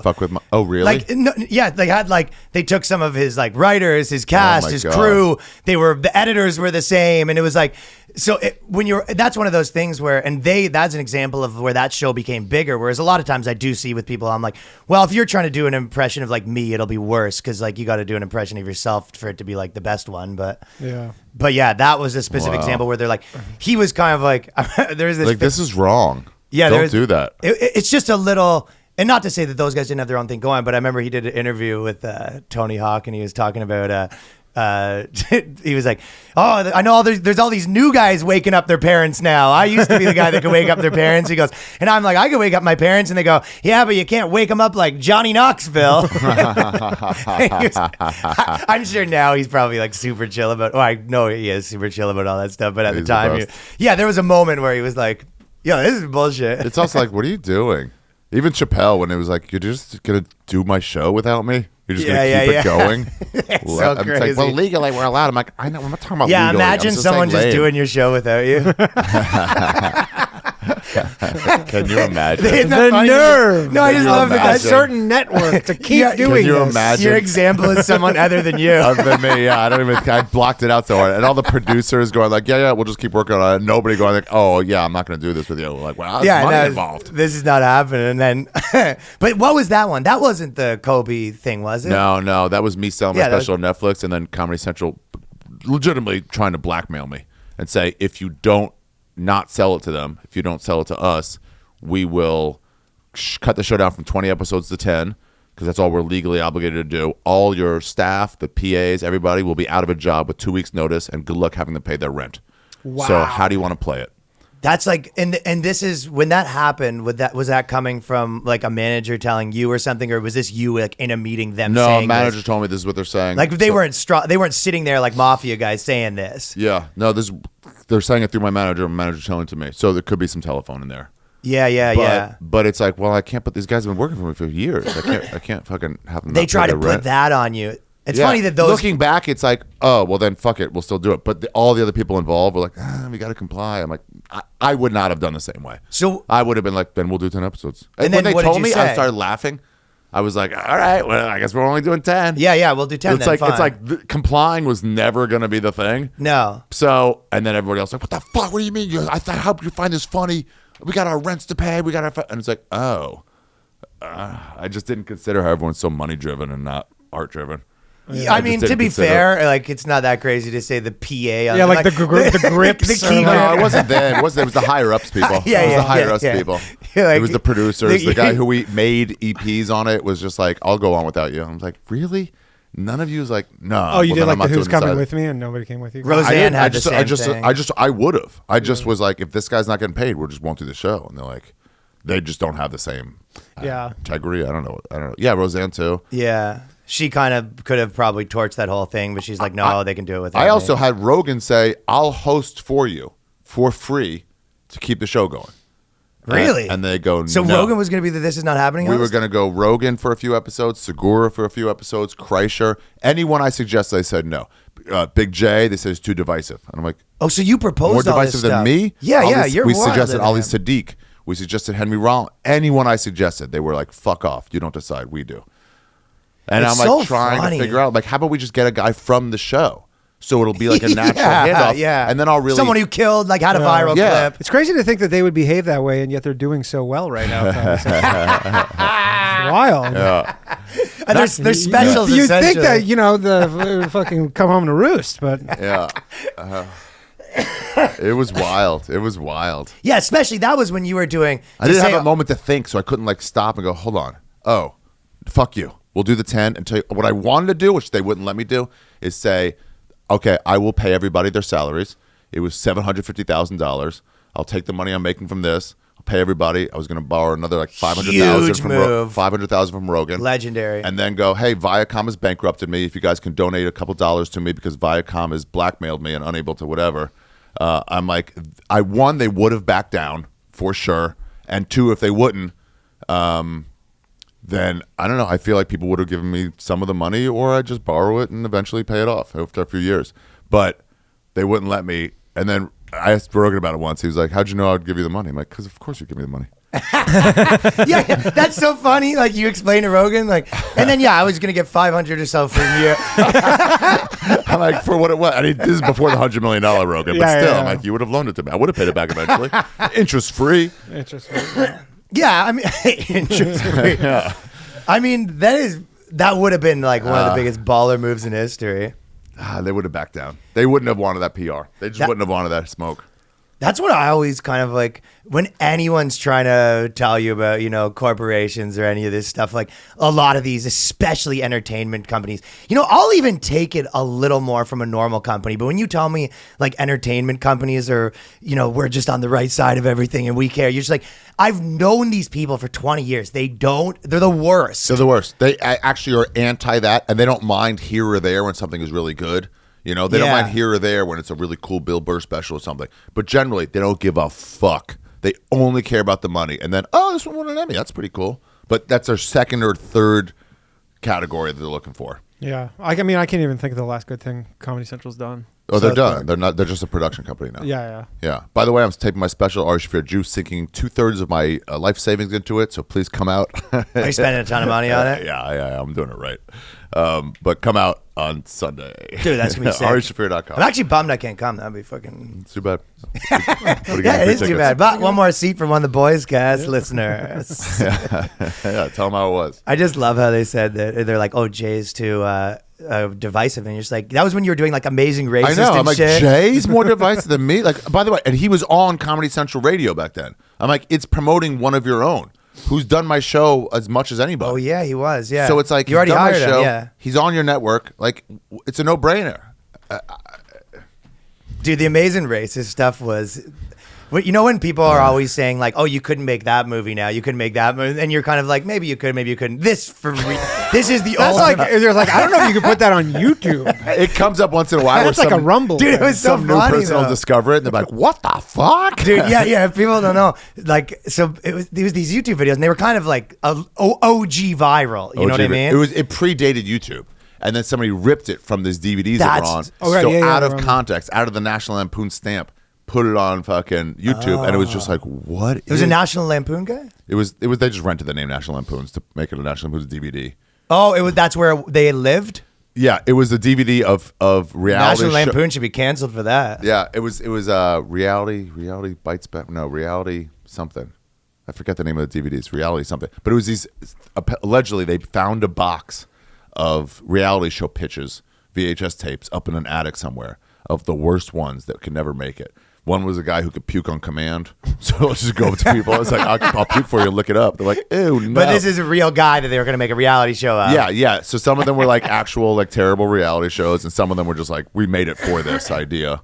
That used to be the reality show format where it's like, let's just find the biggest freak possible. And then like be like, look at this freak. Now what they do is they find the biggest freak and then they call the viewer like an asshole for thinking he's a freak. Have you watched Love on the Spectrum? Love on the Spectrum is the Love on the Spectrum is the weirdest one because I'm like, I watched it with my girlfriend and we're literally like dying laughing. And I'm like, is the point of this for me to be laughing? Yeah. And then all the chicks are kind of like decent looking besides a couple, but then all the guys are like, because also gargoyles, it's bizarre. There's no jokes. The guys are gargoyles. There's no jokes. It's a guy on a date and it's not working out. Yeah, but they take away the autism, and they edit it to make it look even worse. Yeah, they know what they're doing. They also say everyone has autism nowadays. Well, that's the thing is like one of the girls, she's like, yeah, I'm so worried telling this guy I'm disabled, and you're watching the whole thing, you're like, you're disabled? Like you can't tell at all, and then she has something where she doesn't like loud noises.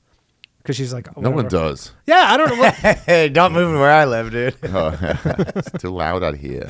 Well, the craziest Amazing Racist was It seemed to me like most of them, it was like sketches, but some were real people interactions, right? Yeah. And then you would go to, and it was kind of blurry, which is which, right? And also, it was so early on in YouTube that you weren't even considering that it could be. I remember. No, I just remember noticing that some was clearly like there was cuts. Like I could tell that with our filter now, you can cut. Like I saw a Bam Margera show, whatever it was. Whatever his old show was. Viva La Bam? Yeah.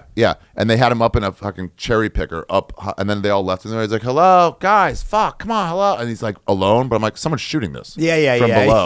Yeah. So he's not actually alone. But now we have that filter. Well, I was making videos at the time, so that's probably why I saw it like that. What'd you see? When you went to you put the... you put a KKK outfit on. Already people are like, what? Yeah. And I don't know where you were, like city-wise, but you're wearing a KKK outfit and you went to the dry cleaners and it was a black dry cleaners and you were trying to get your KKK outfit like dry clean. Yeah. That was, you was at a gas station pumping gas with the KKK outfit. We got a lot of drive-by anger on that one. Oh my God. Yeah, we'd have a few people like, let's get some shots to make sure. And then we'd also just hang around while we're doing this while waiting for fucking what's his name to show up. Oh yeah, I see what you mean. Yeah.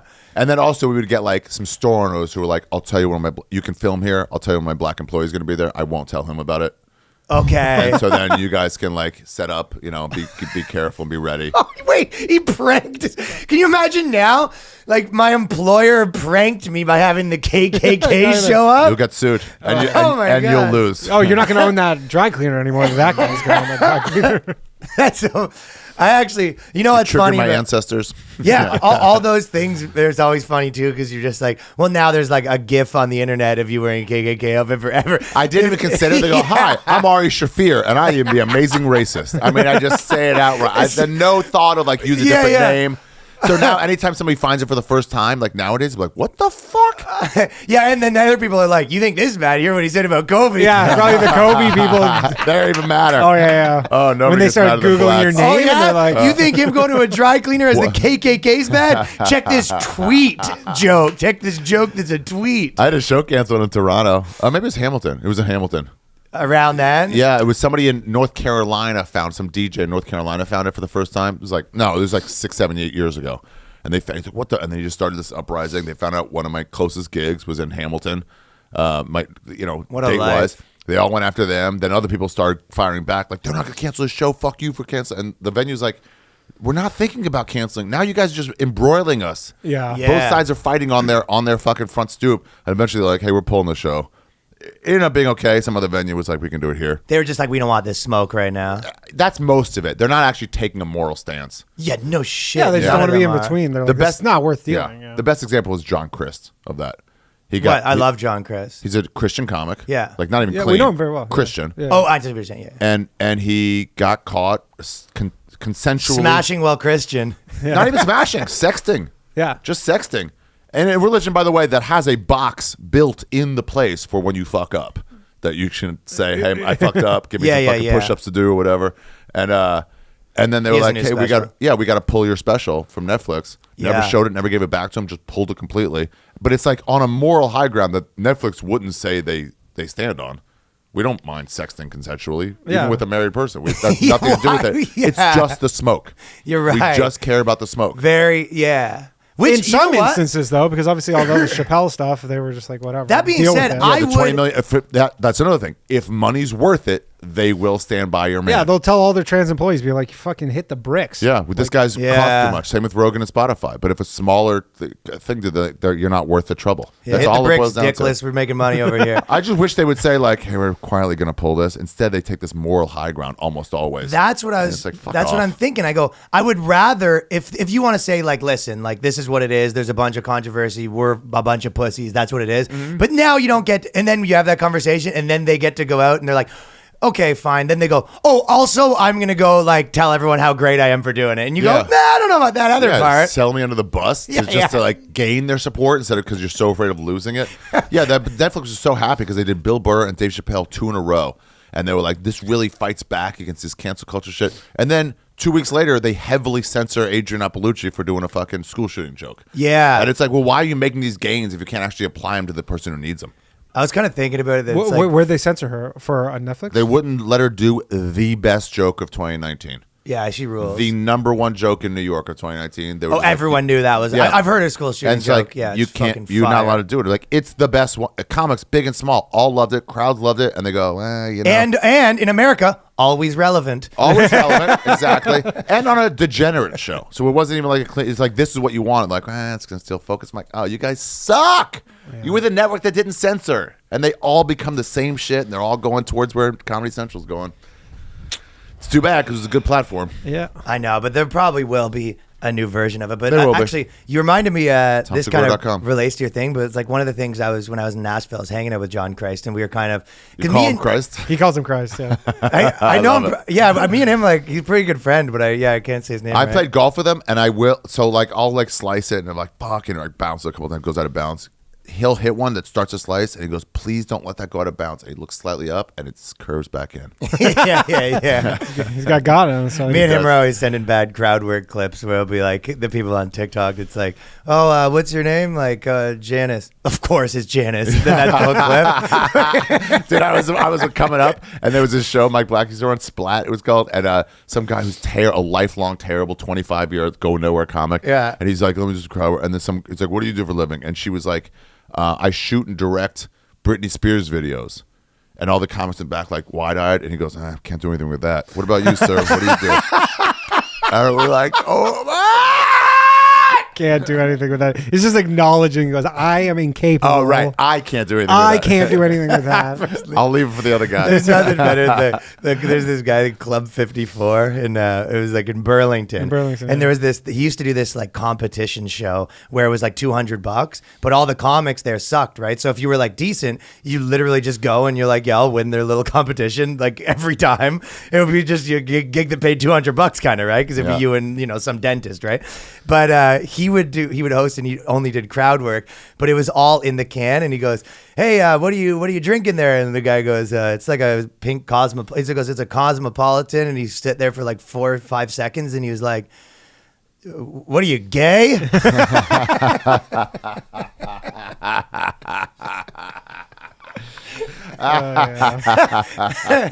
He fucking, it was the dude, best. I did a spot there, and literally like the fucking comics that were on there, they only did that, and like this was 2015 maybe, and they were doing like Johnny Carson impersonations. That's great.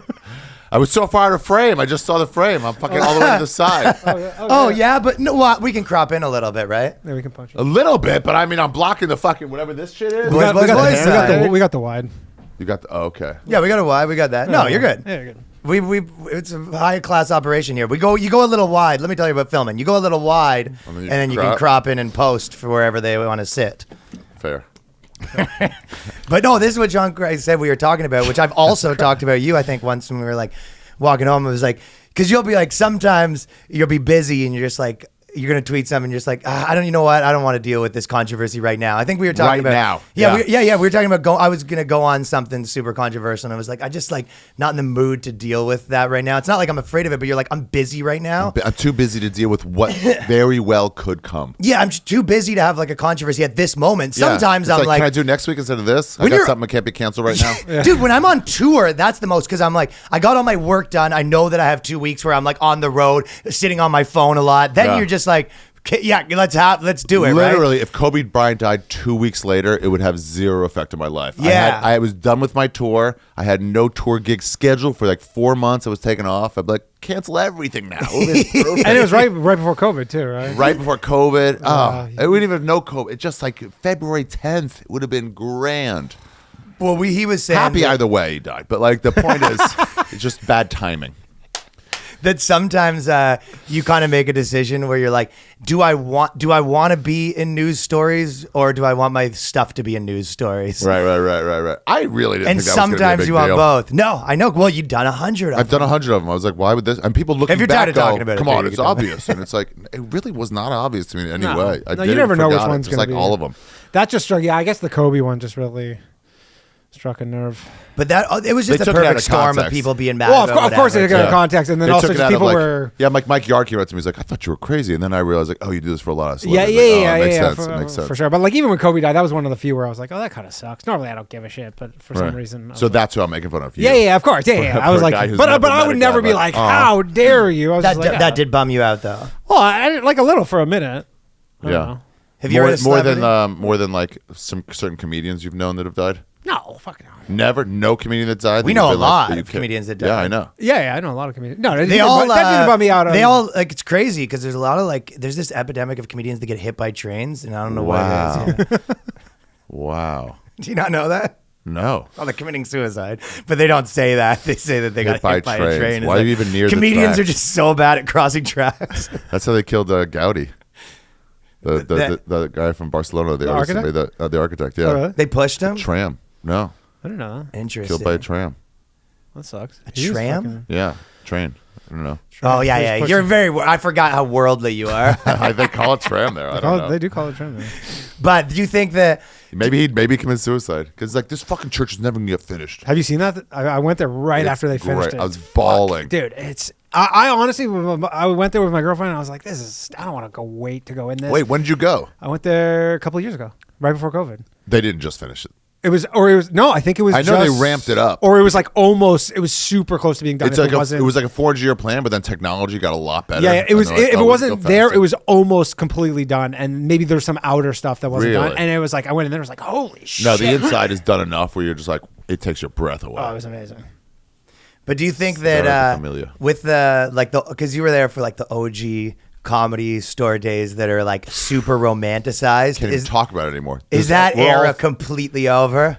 I was playing in a band at that time, and the band scene is the same where it's like, you know, the wild story with Led Zeppelin fucking a chick with a swordfish off a wall, hanging people out of the window, and it's like crazy stories. But now there's me and 5 dudes just having an orgy together. Yeah, 5 of us in the van. And they're like, wait, where did that chick go? Wait, she slipped out and just kept going. More for us.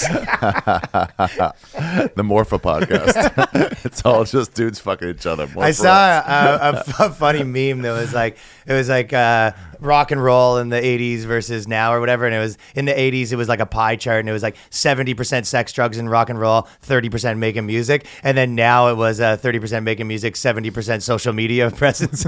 Yeah, it really is, because those people are like, that's a good thing, and you're like, it's just boring. Not it's a great thing. Yeah. Hearing Joey Diaz's former stories about being a criminal, and Miss Pat's former stories about running drugs. Better than hearing about frame rates, probably, right? Yeah, and it's like you're not that anymore. But I'd love to hear these dark stories. Yeah, instead of learning about algorithms. Ugh. Yeah, you were there for all that era. Yeah, and you were young too. Wild. But there's this thought also that we're all going through is like we should be taking down all our old podcasts, every one of them. Yeah. What good is it doing? What bad might it do? Well, I did do the thing when I first moved here that, which I think is probably useful, but you type your Twitter in and then every year it just deletes it. Because it's like anything? Yeah, it just deletes it. Just auto deletes any tweet older than 1 year. Oh, that's smart. And it's also like, I deleted my whole Twitter. Yeah, sometimes you're just like, it wasn't even funny, or it doesn't even have to be like, oh, I'm worried to get canceled. Like sometimes you're just like, oh, this was like, I was a shitty comic back then. This was a corny joke. Like, I don't know what nonsense I was tweeting. Yeah, or half the things ago. like, come see me in Tucson next week. It's like, why is this even up there anymore? Yeah, right. Why do people have to leaf through this to get to the good joke? That's exactly what it is. Yeah.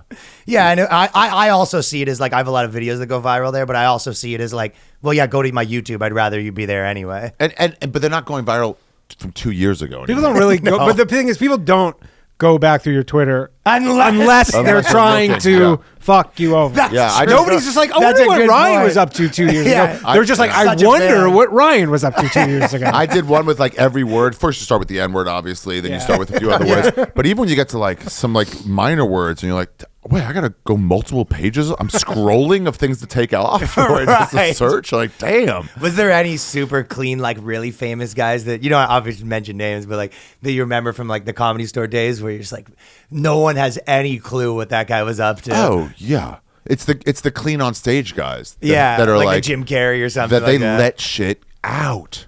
Like in real life, it's just like, this is who they are. Which those are the ones I feel worst about, like craft wise. Where I'm like, you can't express any of that dark shit you have in you. What do you think? Why do? But like, I feel like if there is in them, why do they go for clean? Just there's just the easier path comedy. That or like I don't want to alienate anybody. I like everyone having a good time in my audience. Like that's what I'm trying to put out there. Oh, they wanted to be on TV and stuff like that. Sure. There's also like I don't know. There's like parts of me that are like nice, but I don't do that on stage. Mm-hmm. Yeah, it's no, like lame. I mean, it's like not funny. So no, that's one thing. Like I've said to you, but like there's about 3 or 4 people that you can tell that just go out of their way to like help you if they can, and it's one of those things that even if like you don't see that person for 7 years, it just like always sticks in your brain, and you can also tell when it's someone that's like, oh, it's because they're. I'm going to help you. I've had people when I moved here like, oh, let me, because, they knew me from Canada, especially, that'll be like, yo, dude, I'll get you on this and get you on this. And I'm like, no, you're like trying for a favor. You're trying to like build stuff. And I was like, that's not that I wouldn't give a favor back or whatever, but it's like, I don't want this like energy from someone where it's like, you don't want to be transactional. Like, I literally want nothing from you. And I wouldn't even, if I didn't have tickets left to sell, I wouldn't even do this podcast ever. So yeah. BOYSCAST is a big audience, dude. We're fucking cooking right now. I know. I did have a lot of people that came watch my special when I did Skeptic Tank, though. Really? Yeah, a lot of people that were like, "Oh, I'm here from Skeptic Tank Army." Did you call them that? No, I called the Skeptic Tank bump. Because I started doing it with like Rogan's on. I'm like, he's about to get that Skeptic Tank bump. People about to discover his name. Yeah. So now I love like the Skeptic Tank bump. I was about to get discovered. Sam Morrill's about to get discovered.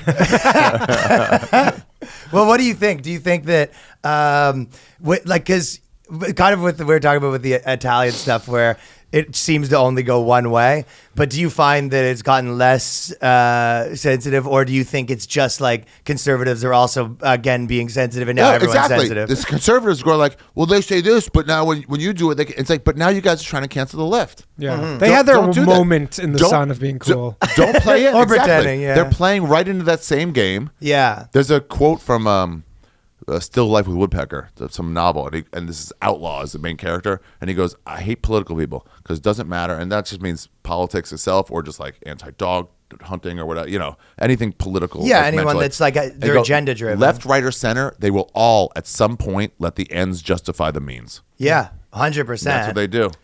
Well, they did it. And it's like, so what? I was also kind of on a similar vein. I was thinking that there's almost like this trajectory where it's almost like dudes think of these kind of like ideas, like let's say a cool black comic back in the day being like, being the first guy to kind of like point out like, hey, no one's talking about this like race shit and like, these are problems, and it kind of being original, right? And then other guys start to copy it, and then girls abuse it. So this is and then the other political side copies it. So that's the trajectory. It's like dudes think of like a good thing, other dudes copy them, girls start doing it and abuse it, where that's like everyone's racist. Then the other political side copies it, and then the girls from that political side abuse it again. It's just a game. Yeah. Can I add one thing?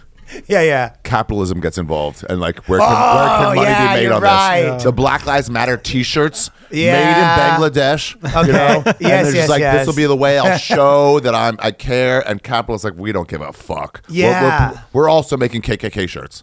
Yeah. Company is like, buy this so you represent I've done something when you've done nothing. No, they do get involved. It's the the fortune cookies where they also have the stick with your old wife, or if you'll find happiness with a new love. Well, the biggest ones, like obviously the main ones is because I was going to do a sketch about this, but like I've been noticing where and it's like, guess if you're doing like subversive stuff, you're always like, well, I guess it's good if both sides are mad, but like also, it also I look at it like, okay, that's where we're at now. Just everyone like you know what I mean? But it's obviously the race and gender and fat stuff and gay stuff and all that shit. But the conservatives, the pedophiles is like the big one for them.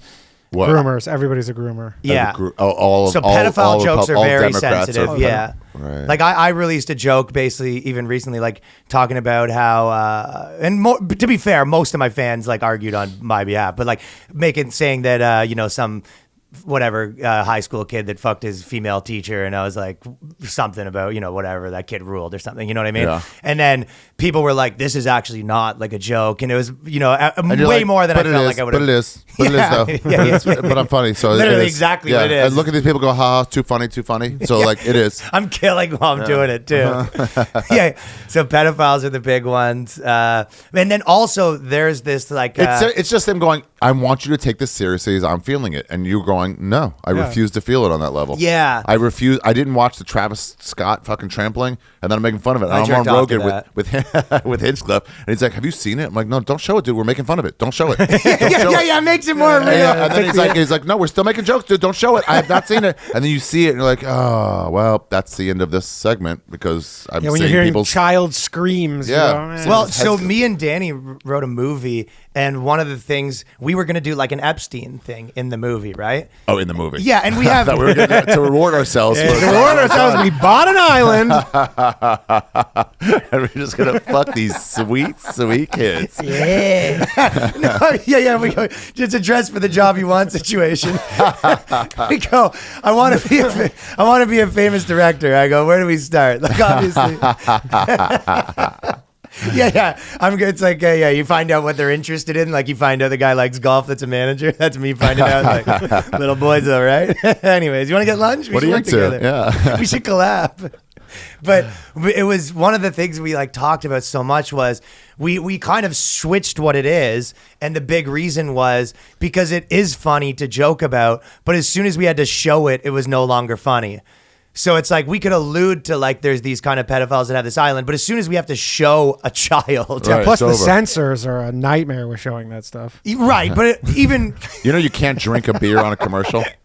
What do you mean? you got to have In a Budweiser commercial, Oh, yeah. you can just hold it. Yeah, Yeah. You're not allowed to take a swig, even background, or not allowed to swig it at all. You can't show drinking a commercial for a beer. It's so nuts. Because of all the old rules and the new rules meeting, just won't these let you fucking censors. show kids. It's so great. Yeah, but They talked about that for Ali G, or Borat. Then they were talking about the difference between and they had this in what's it called, with the snowball, Dumb and Dumber, where they had him throwing a snowball at the chick's face from close distance, and it made the directors, whatever their names were, Fairly Brothers. the Farrelly brothers, they had a cut of her just bleeding, and they were dying laughing. And every test audience they showed it to, they're like, too far. And they're like, let's show it to another one. I'm telling you, it's funnier with the blood. And eventually they're like, I guess it's not. People are just feeling it too much when she's bleeding out of her nose afterwards. So they just didn't show it with the blood. Same thing with Ali G or Borat. Him running it with his dick out is very funny when you're in the safety of a movie theater. yes, If you're there and a man's dick is out, now it's real, and those people can't find it funny. Yeah. So one step back of a screen allows it to be funny. It's this weird thing of like the craft of comedy. No, I've had, what the biggest one that I've had that, it's always also different from the way you look too, you know what I mean? Where it's like, I'll have someone else will be able to do it, and for some reason when I'm doing this, even if I'm like You look laughing, bad. I You go, look like a this bad person. doesn't work. Yeah. Cheating Silverman is a big one for me that like every time I have a joke that involves like cheating, I feel like every dude in the audience is like, what are you doing, man? Like fucking, you know what I mean? That's me. Like, That's me with jokes about usury. Silverman can get away with abortion jokes hella. Because she's so cute and like it's funny, and then we do it like, would you force a girl to get an abortion? You're Right. Like, what? Yeah, it's kind of the premise of this shit. Yeah. I've been talking about on stage that, like, whether you're for abortion or against abortion, do you think that it's possible that there's one abortion doctor that got into the game just because he fucking hates babies? You know what I mean? Like, People are like, stop it. yeah. No, that wasn't too bad. I found that abortion stuff like isn't that. It was mainly only on the internet. In a comedy club, no one cares. But again, the people that are getting mad at me aren't like people that actually like you. Right. The people that are getting mad at you are like very casual fans. That's the thing with Because that. if they weren't, if they knew you, they would be just not watching you at all. If they Or thought this random stuff. like internet passersby. Yeah, passersby. It's Passersby. at the cellar, the people who are upstairs eating at the olive tree, and they have to go to the bathroom for this, and they hear something terrible, Exactly. and they go tell everybody, like, this guy said this Can you downstairs. believe? Yeah, they're like, there's at a comedy show and everybody's laughing though. Yeah. But I had to take a shit. It's all these indigenous people who were not at that lady's show saying, how dare you make this joke? And it's like, you weren't there. The indigenous people there understood the context I mean, of this. indigenous people. No, I mean, they didn't probably, but also they're above trans people in Canada right now. Oh, right now. They're the highest. Yeah, they're They're the highest on the... And the indigenous... I didn't. The hierarchy of things. That's the Wayne's World. Dot your T's and cross your lowercase i's. Lowercase j's. Sorry. Fuck it. Sure. Well, there was one. This is what conservative Twitter has been very fired up because they basically, for Pride, they had a drag show. Yeah. Are you tapped into the internet enough that you've heard of this? I don't. No, I have not heard of it. Oh, okay. So basically, there is a Pride, and they basically have they're doing. So we've started drag celebrating show. homosexuals once a Yeah. So they're year. doing this celebration of homosexuals. Yeah, but starting in July, shame only for 11 months. yeah. And then shame it's until over. May 31st. Yeah. There was some pretty good Pride ads. There was. I was doing a video about it. I mean, it's almost like stuff I've been talking about for 5 years, like a little bit, so it's not even that funny anymore. But they did some bangers this year where like the companies like Burger King did one where they go, Cashing you know, in. They're the worst. The companies are the worst. their one's great, dude. They did it where they go, it doesn't matter like which combo, and they basically had a burger that has 2 bottom buns and then a burger that has 2 top buns. 2 top, but I love the fact that You're you're like, top and bottom. Is That's amazing. funny. That's funny. Wasn't Burger King the ones for Women's History Month that they go or International Women's Day where they're like they tweeted women belong in the kitchen? Was it? Funny. But they meant it as like a nice thing, and then they're like, "We apologize for the wording of that tweet." Sorry. Burger King put the intern in charge of this stuff for sure. It's so funny that because most gays, at least in West Hollywood, where I first started coming in contact with gays, are just offended that Burger King exists. Yeah. They're like, yeah. That's not how you get a hard body. No, you're not. It's disgusting. Take that shit to Bearville. Yeah, and then they had another one that was like an airline, and they said that it was kind of similar where they're just like, they had a bunch of seat belts, and one was the seatbelt going the right way, and then the other one was the wrong way, and they're like, the thing is like, you know, all of this is fine, but it's like, okay, but it's not in this scenario. Yeah, because seriously, buckle up. It's like important in case it has to go down. It's like, Also, why well, am I you can't thinking of have two- scissoring like- right now from an airline commercial? I'm like picturing 2 girls scissoring now. He's like, either of these is fine. Like, so what? Next time the stewardess is like, can you put your seatbelt on? You're like, so you hate gays? I guess. Yeah, it's to get to that point where like before the pre-flight video, they're just gonna show gay porn. yeah. Watch it. Don't be a bigot. Dude, I love it. Well, the drag show, it's one of those things that if you do watch it, it's these drag queens, right? Yeah. And they basically did this one for kids. And then so they're doing like kind of like a stripper act for kids. And they're these, you know, progressive California parents that are wherever it was. It was in Dallas. It wasn't progressive California. It was I Dallas, promise you Texas. everyone there was progressive. Yeah, they were quite progressive. So they brought their kids there, and then, you know, because it was in like a strip clubby thing, there was like a It sign was a in the gay background. bar. It was a grand opening. So there's a of sign of a that gay says bar. like, you better lick it or whatever, Yeah, something it's like not that. going to lick itself, and I licked it, so Wait, it's if mine. it won't lick itself, who will lick it then? Exactly, the kids in this scenario. Kids like ice and they cream. gave the kids money to give them and stuff like that. Little So fake dollars, Monopoly stripper dollars. right, and this is so everyone's kind of up in arms about it, and I'm sort of like, to me, you're like, I don't believe you're this mad. Like, I'm like, yes. You're not this mad. You're mad because you're required to weigh in. Yes, and because you know this just makes liberals look like freaks. Like, you're like, It's so obvious to us at this point. It's like you're not this mad, but like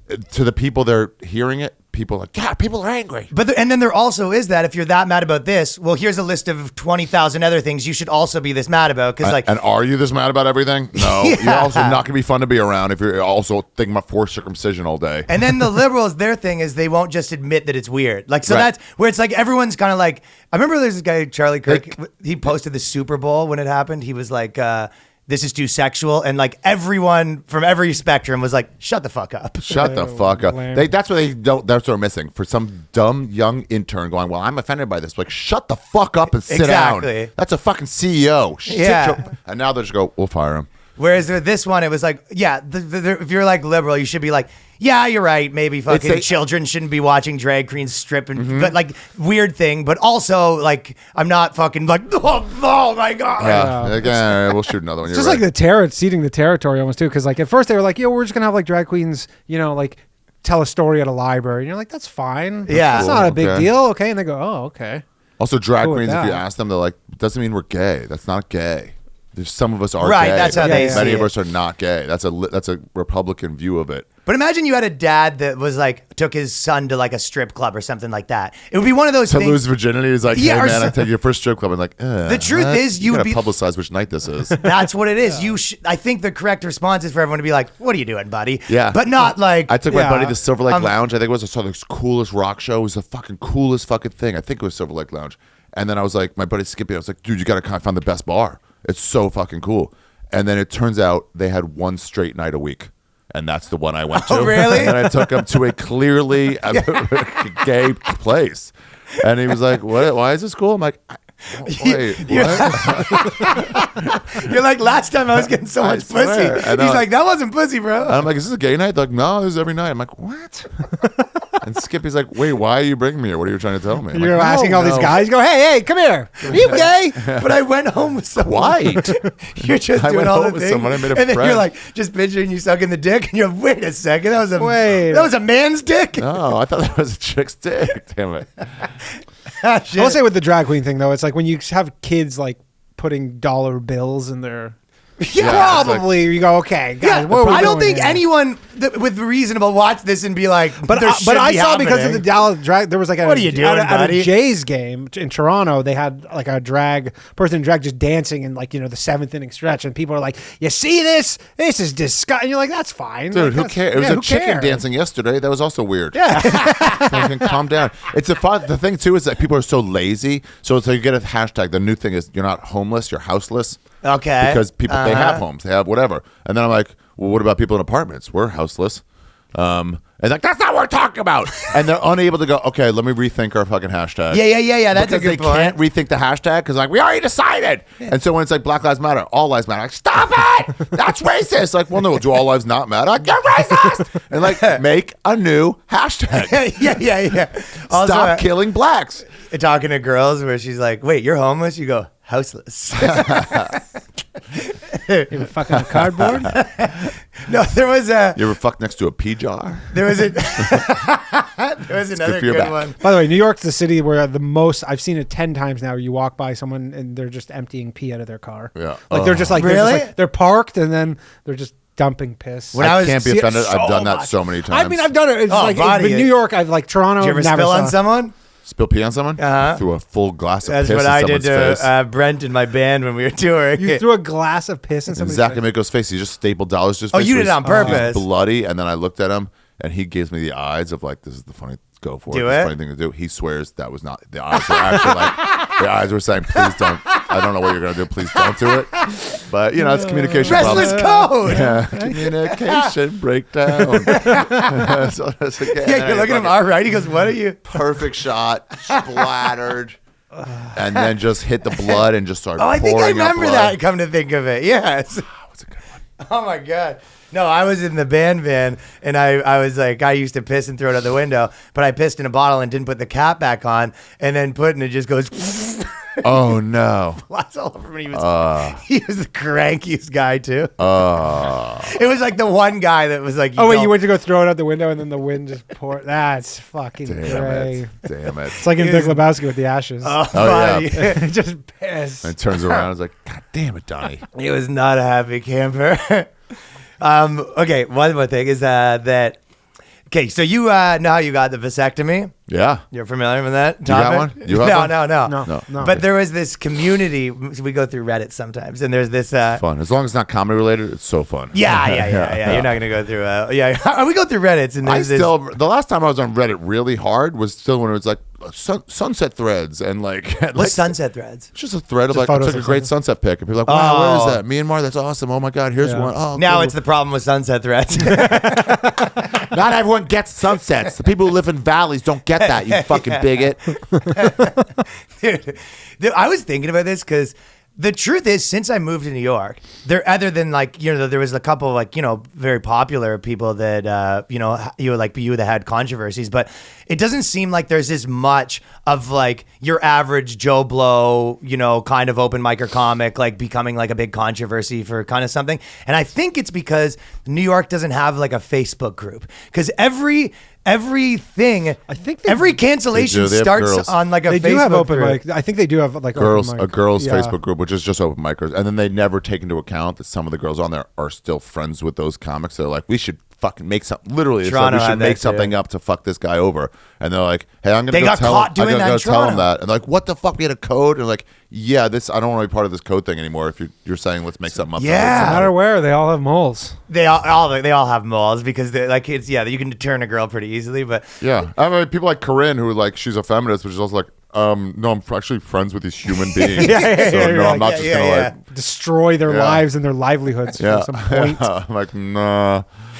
We had some buddies that we were getting into a big fight with Corinne, and I was like, I'm friends with her, like stop, like or whatever, right? And but also don't care. But the reason I was saying was because they were coming into the studio last week, and I'm just like, just so you know, she's like potentially gonna be here. like I know that you're like live in the middle of nowhere and making all this internet beef, but you're gonna have to see her face to face in a week. Have you just know that? Yeah. Have you guys ever tried to do a podcast while they're doing a podcast?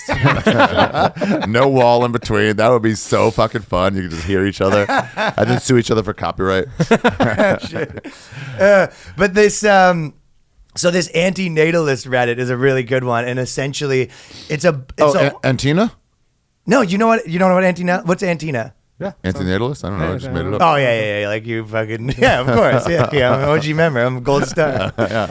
No, this is like a whole Reddit thread. Antinatalists is people who think no one should give birth because we're overpopulated. No one, yeah. Procreation would be in the game procreation is morally wrong. Procreation is morally wrong, and then like, why don't you just kill yourself? Like, because that's taking an act. I think I've read about this. That's taking an act. It's actually they've come up with a reason why they actually have all thought up suicide, but they're like, we've rethought it. That's not the right way to go either. Yeah. For some reason, they're basically like, from the look of it, it's like existence is suffering, and so we don't want to bring people in the world who will like suffer. Right. Yeah, and they have but it's gotten there's a lot of controversy in the thing, you know what I mean? They fight with each other. Oh, they're always fighting, and there's a lot of people in this group, but people send us these Reddits, and this one's incredible. But you're not an antinatalist, you're a personally antinatalist. I am? Yeah, you're just a personally. You just don't want a kid. Oh, right. I just don't want to be tied to some fucking scaz in Don't you think Kansas City that's the thing for the rest of my life? Yeah, this is more thought out. Because I left it in because she said like I don't think I can get pregnant. I'm like, good enough for me. You forgot to put the hot sauce in the condom. Yeah, fuck that. Yeah, that's all it was. But don't you think everyone could use a little bit of like you antinatalist, what you do with antinatalism? Everyone be like, hey, that thing that you do. That's fine, but we don't all have to do it. Oh, right. Yeah, it's like abortion. Like, you can be against abortion for yourself. Yeah, that's exactly. Fine. That's what they try to get Ron Paul on. They're like, but you're Christian, right? He goes, yeah. He goes, so you're against abortion? He goes, yeah, for me, my family, but Roe v. Wade protects abortion, so I'm a politician, so I'll just keep protecting that. Yeah. But I'm not going to force my wife to have an abortion. like that's not how it works. I don't have to carry a gun either. I would. Yeah. If you really want to support this cause. That's what Ron Paul's like, I'm not going to force my wife to have an abortion, but my buddy Tony's pretty convincing. Yeah. I mean, his wife's probably 70. If she was pregnant, kids. I would be like, Ron Paul you're has getting 90 kids. When it comes to abortion, I'm like old school and liberal at the same time. Like I do support abortion, but I'm like the man should pay for it. Yeah. Chivalry. Yeah, chivalry is not Chivalry dead. and abortions needs to come back. Also, just to ensure it happens. Well, that was some of the jokes that I was doing on the internet that people were getting mad at both sides, but like saying that women were equal, also women. Pay half of my abortion. Yeah, abortion's not a man's issue. Yeah, women are equal. Aziz, she should have just had him call her a cab and gotten home. Was she homeless? What do you mean? Get a fucking cab yourself. Yeah. I mean, if that would have got him out of that jam, that would have been the best fucking $25 you ever spent.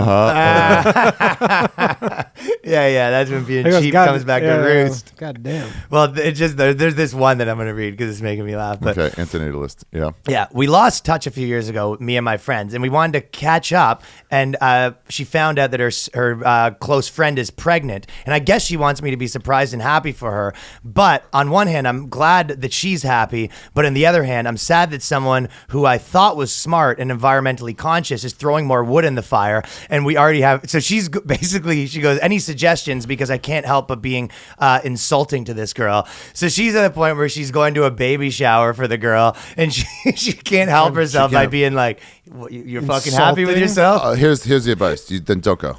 It's obviously this is not your thing. Don't go and don't be surprised by someone wanting a kid. You know you're in the minority. That's also, you think they wanted to fucking invite you? They're probably just like, this is just like an invitation where they go, yeah, just invite her. Yeah, they probably know about your whole antinatalist thing. She's like against this whole shit. She's not gonna come. I went on a anonymous march a long time ago. What's anonymous march? Anonymous is like the Guy Fawkes. The Guy Fawkes peoples. It's like anti-capitalist. Yeah, okay. You know. And so we're walking along, and people are just like at coffee shops, you know, eating the whatever, and we're walking by, and people go, "Wake up, sheeple!" And I'm like, guys, this is not the way to get the message out. Yeah. But they're not your enemy. You're just looking for an enemy, right? And no one has this idea. So I was watching at the outside. Were they actually yelling that stuff? What? They were yelling people's faces. Wake up, sheeple. That's like Gino would be doing that. You're looking for an enemy. They're not there. These aren't your. They're not marching against you. So I saw it's just a guy walking his dog. Yeah. So I saw this guy, not like, hey, can I tell you about some stuff? It's like, ugh. So I saw this guy walking past from a Palestinian march. You know, clearly wasting his time, never going to win. And and he was walking by the stand outdoor show, and Fitzsimmons was on, and he was just walking home. And you know how people had to walk straight through the crowd, really in between the comedian and the crowd to get. And so he sees this crowd of people, and so then he just like proudly like raised his sign, like in like defiance of a comedy show. But in his head, it's like, I will show them that I stand for this thing. And it's like, dude, these people aren't even against you. You just feel like you're doing something. And who's this for? There's no focus to it. I think that a lot of that is the internet and that's why I feel like comedians, it's always... our job is to point it out. But your job is to point it out, but it's also to point it out in a way that they're on board. Right. Where on the internet, your job is to point it out in a way that like people that already agree with you find you. Right. Exactly. I'll go to my thread that they already said yes. So it's like... You're the same way in real life. If you're, sometimes you just want to argue with people, but sometimes, mostly with comedy, it's like I always think about with podcasting, where I'm like, either they already agree, in which case, like, I'm not going to drill it down too much, like your audience, or they disagree, in which case I'm going to try to pitch it to them. Yeah, I had a pro-abortion joke that I used religion, Judaism, to like prove, and my Orthodox Jewish friends. This is not in this special. Ari Shaffir, Jew, taping this June 12th. But in the last one, there's a law, halacha, that says if someone's coming to kill you, you're allowed to defend yourself, up to the point of killing them even, to defend yourself. And that includes if they're coming to steal your money, your goods, or whatever. Yeah, so if they're coming to rob you, if they just come at you, you can say, hey, don't. And like, I'm telling this. Like, you are allowed to stop them with force, and then you can kill them. If they're stealing from you? Even if they're stealing from you. And this is in the Torah? Yeah. And so they like their stuff. Yeah, it costs a lot of money to raise a child. So they're coming to steal that money from you. So you're allowed to have an abortion to stop them from stealing that money from you. And all my Orthodox friends are like, no. And I'm like, I'll show you. It says in Talmud Bavli, section 2, chapter 7. They're like, dude, come on. That's a stretch. But I'm not trying to make them mad. I'm trying to make them like funny. Oh, that's great. Yeah. Shit. What are the other? Because the new special is Jew. Yeah. What are some of the? We've talked a bit about, like, obviously the funniest to me is the guys that they can't like the loopholes, right? The loopholes. I have a whole section on loopholes. Wigs is really good. The people that can't turn their stuff on, so they get you to do it for them. What are some of the other really good ones? Let me think of the loopholes, because I was trying to think of all. Joe Harara was telling me that his family does the thing where you can't have the carbs and alcohol in your house at the for Passover. Yeah. But there's a website that you can sell someone your stuff for $1. Yeah, so you close off your closet, so you don't actually go in there and get it. You tape it off, saying chametz, which is like a sore, which, whatever, not allowed, and you sell it to somebody for $1, and then you buy it back for like $100. Thanks for doing the service money. So technically, you would own me and Danny's shit for a while. Yeah, but you never take possession. You never take possession, but it's yours. And so, like, if you wanted to come in and get it, you could just come in and be like, it's mine. He's like, well, you know, I'll walk to our house to get it. And you're like, I'll take you to court then. You could. I would love one of them to be like, nah, I'm not selling it back. The price. It's like, if you see the price of commodities, this shit's worth way more. Here's another one. You can't acquire anything on the Sabbath. You're not allowed to acquire. Okay. It's part of doing business. What about people that have, like, let's say you're a YouTuber and the money just comes into your account that day or something like that? Okay, so the really strict ones, like the people who like all close down the chicken place on Sunday. Whatever that guy's name is. Who's the guy who has a chicken place? Chick-fil-A? Chick-fil-A. He won't open on Sunday. It drives me nuts that fucking like B&H is not open on Sundays and shit like that. Saturdays. Yeah, like it's very often. The employees love it. They're like, we get holidays But they have off. a monopoly on, like they're the #1 camera store. It's the biggest one, and they're not open Friday on an important day. Like, wait, Friday at 2 now? It's like, well, it's winter, so it's... Yeah, someone needs to just open up a non-one of those. You got to run over there so fast. You got to look at what time sundown is to get over there. Well, they should just open up like a sister business that they technically don't own. Like, yeah. So if you're way strict, you could be like, don't take the money coming in. So like you would pay somebody ahead of time, a caterer, you pay them ahead of time. Like, here's your money, now come do the job later. But it's literally just like a different accounting entries. Yeah, like you could do accounting. Yeah. Wait, what was the one I was saying? Fuck. Oh, right. So you can't acquire anything. So if I'm going over your house for Shabbos, I'm going to Danny's house for Shabbos lunch, I don't want to bring him a bottle of wine. Before Shabbos starts, Friday afternoon, before Friday night goes, I would take my bottle of wine and I go, I am, without you there, I'm just at my house, I am hereby giving this to Danny. This is his now, and I'm just holding it for him. And then when I get over there, I'm like, here's your bottle of wine. By the way, you're essentially making a contract with God. Yeah. But a binding contract. It's yours. Yeah. And if I drink it, I'm stealing it from you. Oh my God. Yeah. Loopholes. Jews love loopholes. Great lawyers. Hire us. Yeah, it really is. Yeah. Berg I guess that's why. Yeah, that's maybe one of the reasons too why Jews are good. Like a lot of popular comedians and stuff like that, because it is all like finding loopholes in society. It's all based on logic and how to like arrange it. And a lot of the modern Western like legal system is based on a lot of that stuff. Well, that's what happens when you like. That's probably because you guys are involved. No. Oh, that's a good point. We probably did it to benefit ourselves. Yeah, we got to get a taste in perpetuity. Yeah. I fucking love.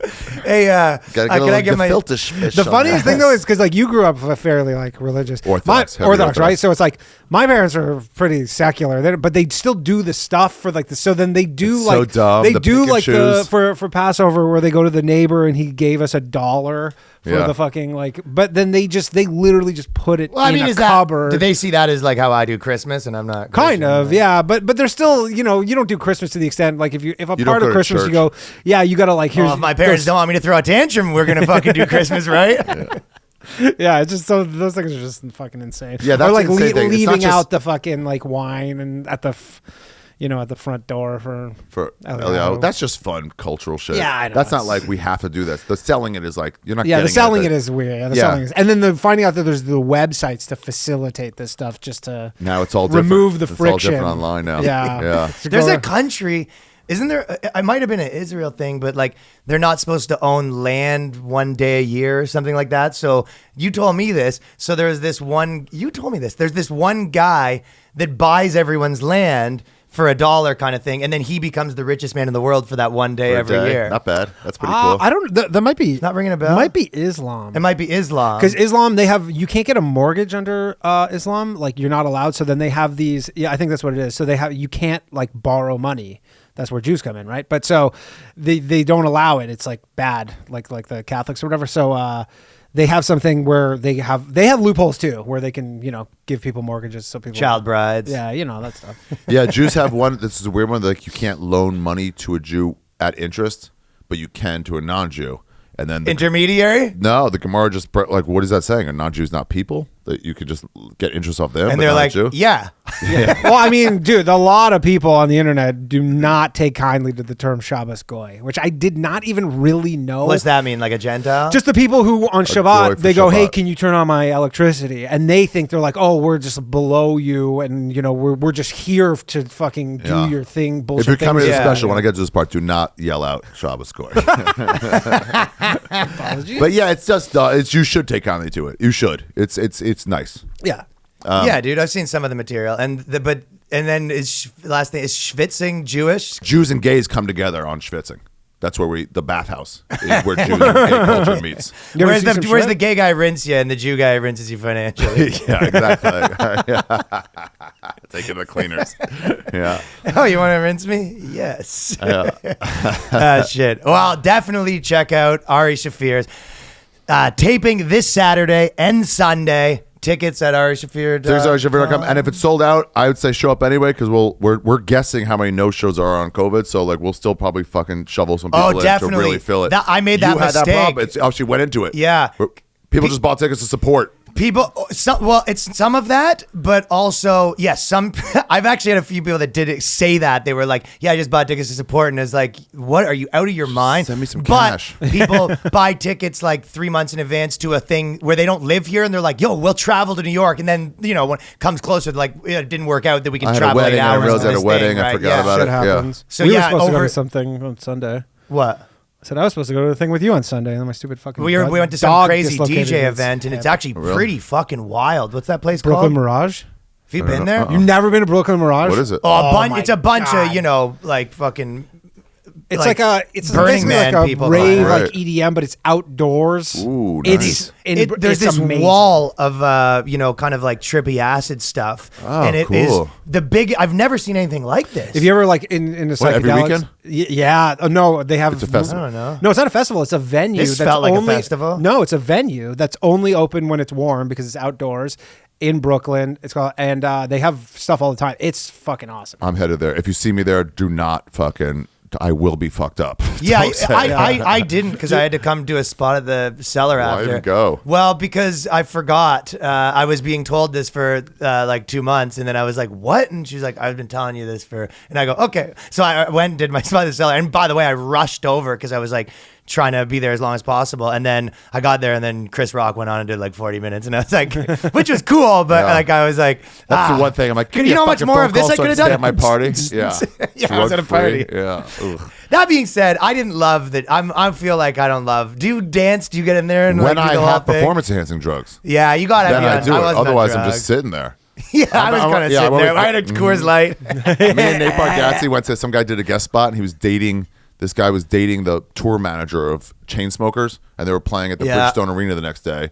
So they're like, if you want to go, we can just get you in, no problem. And Nate was like, I'll go with you. And it was sober October, so I couldn't do anything. And it is a fucking Molly show. Yeah, for what are you sure. doing? At least booze. Nate's sober. I was sober for the month. And people like recognized me, like, oh, are you doing sober October? I'm like, yeah, I'm not. And they're like, why would you be here? It is true. Yeah. That's the whole reason for it. And I don't really get I get with a band, you're kind of watching them. The DJ literally does the same thing for 9 minutes. Like there was like he's getting the party started. Yeah, he's getting the party started. Yeah, but like, if you're on Molly if you're not or something, dancing, you're like, watching this is it. fucking amazing. Yeah, this is the best. I guess. Well, anyways, he was supposed to come. Dance and Danny? Dance and Danny. I tap my foot a bit. No, Danny goes to the Grateful Dead and those sort of things, and he gets down. Oh, nice. Stupid fucking dog. That's great for white people. Dislocated You his hip. can just go like this. Oh, yeah. Ever. You don't really. Just it's groove, different music. Man. Different Loses skill himself levels. in the music. But thank you for coming. And at Ari Shaffir on all of your social medias. And you post cool clips of everyone's stand-up. Try to support. It's fun for everybody. Yeah, fun's for everybody. Builds the fucking... I was like, yeah, you have a fucking sick Instagram because of that. It's like, come watch me. I'll show you some good content. It's funny. I'm not going to put up chumps, So, come here. I'll show you some good clips sometimes. And then also be in Chicago, Minneapolis next week, the 17th and 18th. Catch so him. Tickets at Ari Shaffir. Yeah, I've seen some of that material and it's been fucking sick. So definitely check that out. Or if not, you'll see it when it gets on YouTube if they're too far away. Yeah, wherever it'll come out. Oh yeah. Well, yeah. You don't know where it's coming out. Okay. I might put it on. Fuck, I didn't know his name. I couldn't say it. Who's the Jew conservative? Ben Shapiro? I was gonna say I put on Ben Shapiro's network. Daily Wire. Hey, get it on Daily Wire. It would have been funny if I got it out. Heavily redacted set on Daily Wire. I just like you're like it's like all bleeps, but you're like I wasn't even swearing. Ari Shaffir's special Jew coming out on DaveRubin.com. Thank you very much. All right, peace. Thank you for listening to the BOYSCAST. I'm going to be in Vancouver this weekend. Going to be in St. Louis next weekend with DP. The Lou. And also, so we're going to be we have another episode on the Patreon, just me and DP again. And we're going to be doing, like I said, extra episode every week. All we're asking is subscribe to this channel. And we're going to be we have some interesting interviews coming up, so you guys can all critique how bad we are at interviewing and all that stuff. But I think people sometimes just like seeing someone cool hanging out with the boys, especially someone. Yeah. It is interesting the same way. Are You Garbage said that to me, and they were like, yeah, it is, even when, like, sometimes it's like a famous guest or whatever, and you're just like, it's just cool, like, seeing the guys that you like hang out with that person. You're like, it's an interesting conversation. It's better than watching them on fucking, like, the polished bullshit on Jimmy Fallon. It's way better, like, tell me about, like, so it's kind of cool, and we have a lot of cool people. So thank you. This has been the BOYSCAST. BOYSCAST. The boys, the fellas, the lads, the bros, the dudes, the homies, the mates, the blokes. The BOYSCAST is the show. The dogs, the burns.